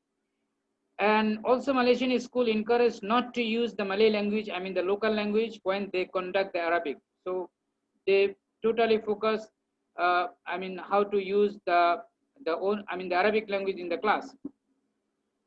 And Arabic position in Malaysia. In Malaysia, they have many, the foreign people, they also have many training course and plan to motivate Malaysian people to learn Arabic. As I know, some Palestinian brother, the organization, and also the Yemeni organization, they have free courses for Arabic learning. So this is very positive and advantage for Malaysian students. Anyway, so we see here a bit comparison between Malaysia and Bengali arena. As we have seen, our brother Mahmoud also shown what is the comparison between Malaysia, the UK and Bengali arena. So in Malaysian school, the environment is very convenient compared to Bangladesh or the subcontinent. The environment is not that convenient. And the design of the book in Malaysia is full of color. Whatever they teach is designed in the book with picture, with the color, very attractive. So normally children nowadays, they like the book is very attractive and colorful. So, but subcontinent, I feel like our book is not that at that condition.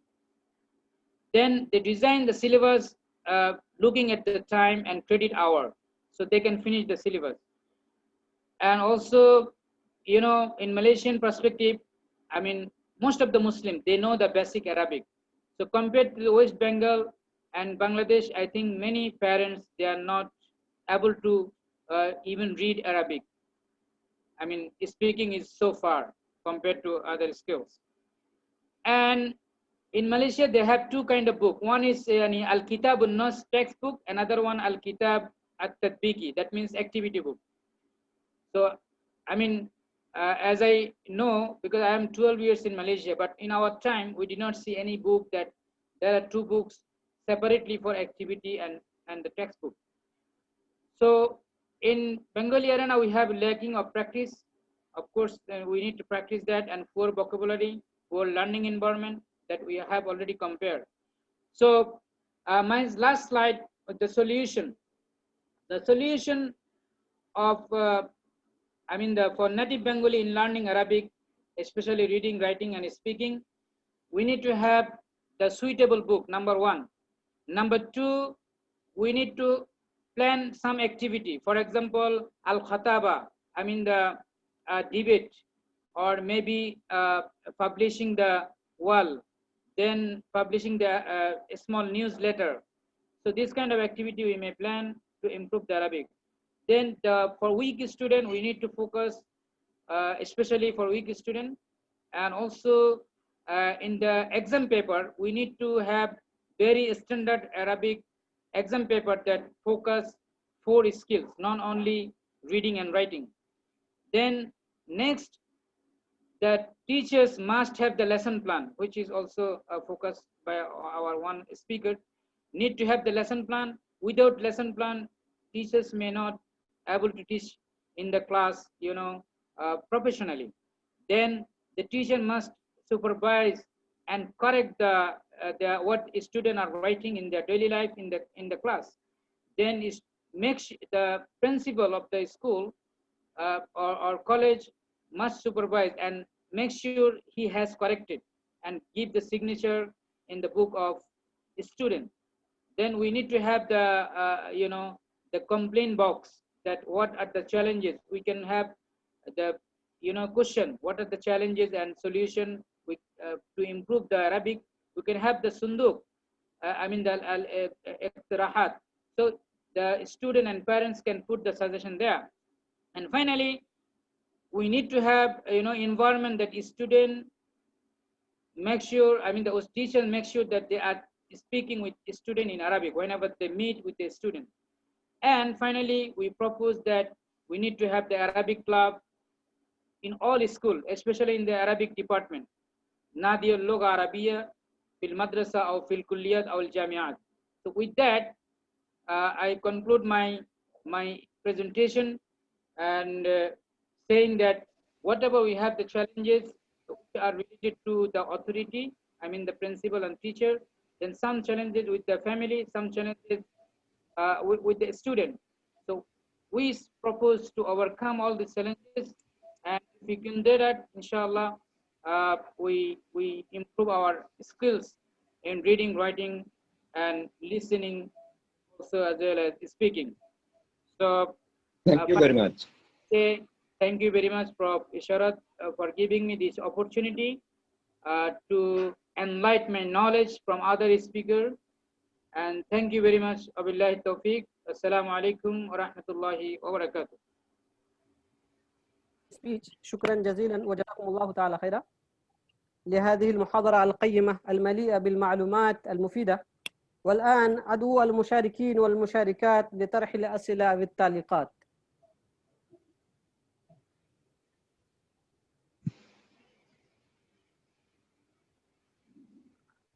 لا نرى أي سؤال من المشاركين.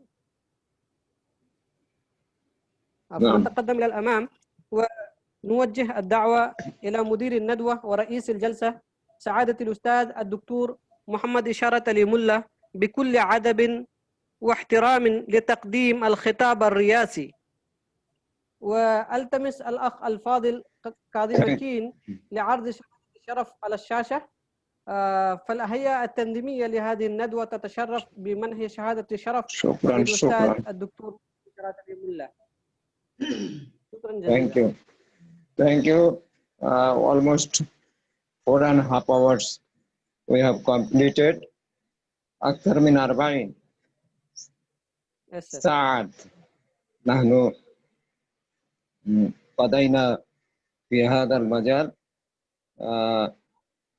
As far as the now participants are around 90, that means more than 100 participants already left because of the time. So I will conclude within 5 minutes. No more. As almost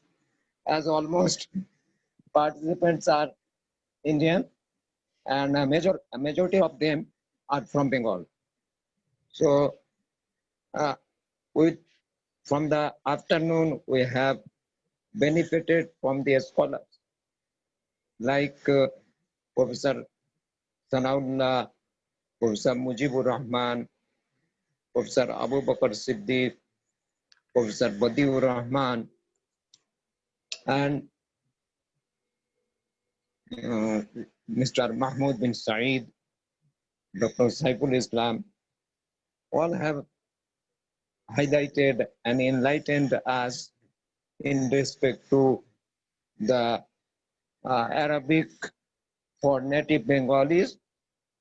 So I think overall, the keynote speaker,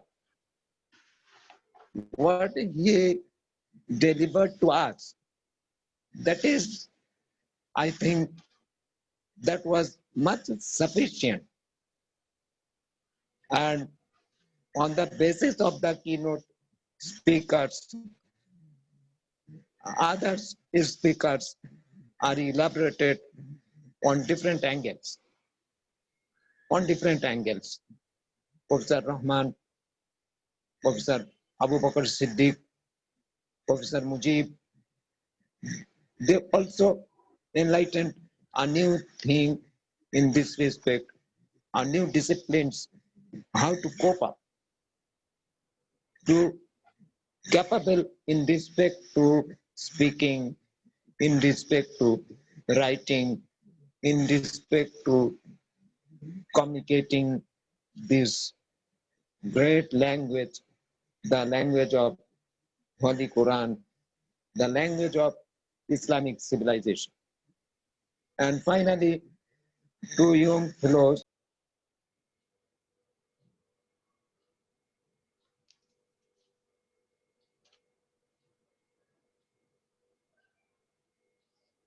Sir, you are muted. Please open the microphone.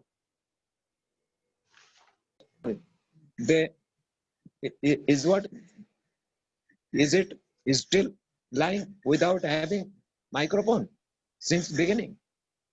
No, or sir. No, just sir. now? Okay, Yes, just now. just now. Okay, thank you. So Sir, your I think, microphone is okay now. no, okay, thank you. So I think this type of experiences and observation from these giant scholars, that will be benefited for us like the son of the soil. As we are the son of the soil, facing difficulties in respect to accent, in respect to proper pronunciation, in respect to collecting or acquiring the vocabularies and other relevant things to get sufficient knowledge in respect to Arabic language. So I personally and on behalf of the organizing committee, I am very grateful to each and every individual speakers in all capacity, whether keynote speaker, whether chief guest, whether guest of honors, and whether special guest. And after all, the college authority, especially the principal, Mr. Munshi, Dr. Munshi, and his team, the Department of Arabic, leading by Dr. Muhammad Ruhul Amin, our student, and Dr. Tajamul Haq, Mr. Abdul Makin, Mr. Ubaidur Rahman, Mr. Saddam Hussein. They also arrange this type of seminar for the sake of son of the soils, for the sake of our students. It will be benefited in future as far as whether we are as a teacher or whether we are as a student. With these words, I am ever grateful to all of you. Thank you very much. Assalamu alaikum. Thank you very much, sir, for your precise speech. شكرا جزيلا وجزاكم الله تعالى خيرا ومتعكم بالصحة والعافية. وقد وصلنا إلى النهاية بحمد الله وتوفيقه. والآن نستمع إلى كلمات الشكر والامتنان. فأدعو الأخ الفاضل روح الأمين لتقديم كلمات الشكر، فليتفضل مشكورا. تحية طيبة وبعد، وقد حان الوقت لأداء الشكر وأنا حضرت لأداء الشكر ولكن لا أدري كيف أشكر. فأولا نشكر الله تعالى الذي وفقنا لتنظيم هذه الندوة الدولية الافتراضية حول الموضوع المهم العربية لأبناء المنطقة الغربية بالتعاون رابطة الطلاب وخريج اللغة العربية والفارسية جامعة كلكتة الهند. وكذلك أتوجه بأزكى التحيات إلى جميع المستمعين بهذه الندوة الدولية الافتراضية الذين جلسوا طوال 4 ساعات تقريبا، فلكم الشكر الجزيل. وأشكر الإخوة المعاونين لانتظام هذه الندوة الدولية الافتراضية، فلولا المساعي المخلصة والجادة منهم لما ظهر لنا بهذه الجودة، فأشكر سعيهم الجزيل. أيها الضيوف المكرمون، شكرا لكم على مشاركتي في هذه الندوة على الرغم من كثرة مشاغلكم الضخمة.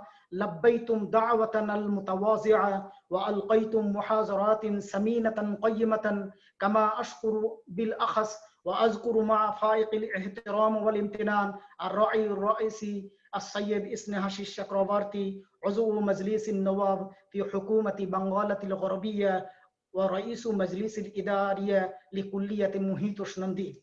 وأقدم الشكر والتقدير إلى جميع المساهمين الرؤساء وهم بالتناوب فضيلة الأستاذ الدكتور تافش كومار منشي عميد الكلية والراعي لهذه الندوة الدولية الافتراضية. وكذلك أقدم الشكر والتقدير وإلى رئيس الهيئة الاستشارية لهذه الندوة السيد جايد سينهاراي. وكذلك أتوجه الشكر والتقدير إلى فضيلة الأستاذ العلام محمد سناء الله الندوي جامعة الإجراء الإسلامية الهند، وهذا الشخص الباهر الذي جمع محاضرته ما يدور في فلك الموضوع، أطال الله بقاءه وجعل حياته مليئة بالسعادة والهنا.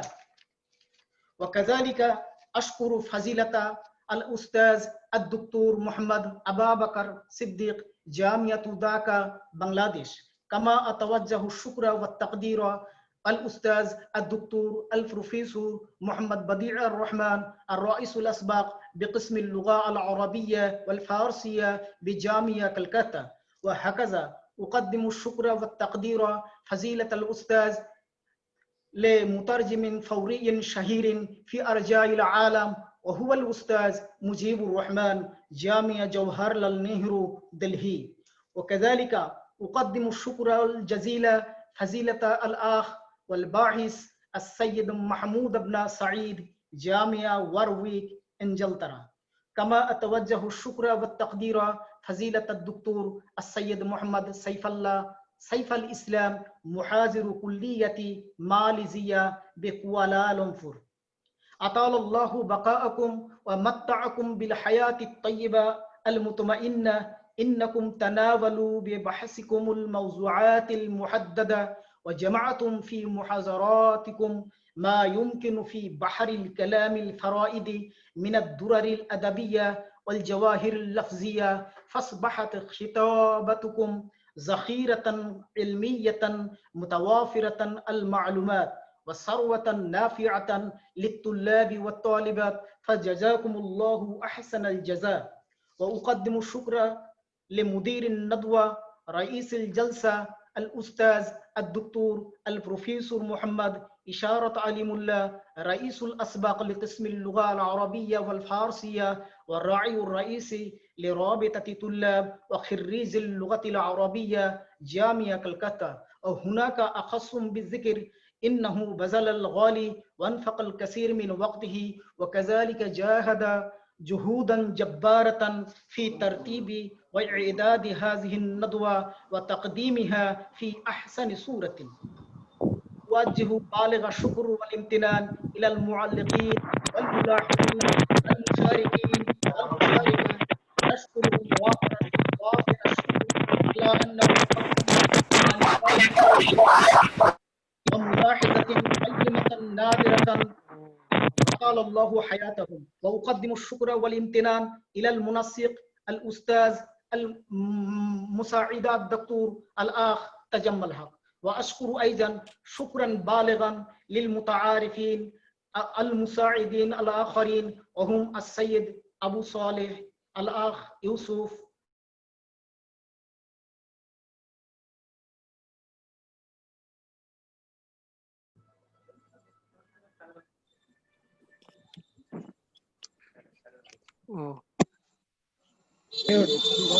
Unmute, please. Unmute, please.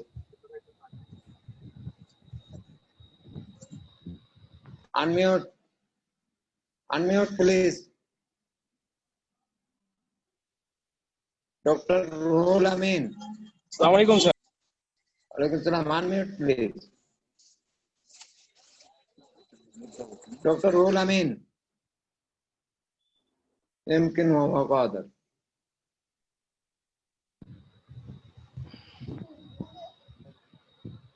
Dr. Ruhul Amin.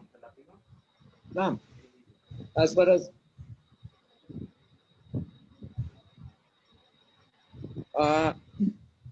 I think the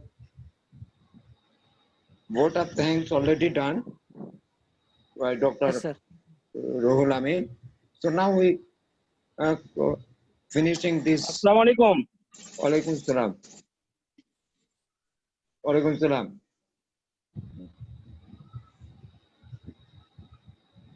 So the program is over. I declare the session is over. I program with thanks to all the guests and distinguished speakers. Is still Professor Mujib with us, and Professor Aisha from Algeria. They're with us. We are ever grateful to them. And with us from many Bangladeshi scholars and teachers like Professor Shahidul Islam and Professor Abu Bakr, also our resource person, and many others from our own estate like Dr. Abu Reza, Dr. Ali Reza, Dr. Ali Reza, Dr. Mukhlisur Rahman, and others. I am ever grateful to them. And the program is over. Thank you. Thank you.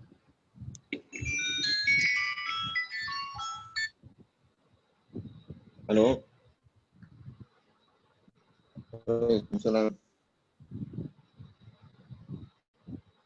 Thank you all. Thank you. Assalamu alaikum wa rahmatullah. Atalallahu baqa'akum jami'a.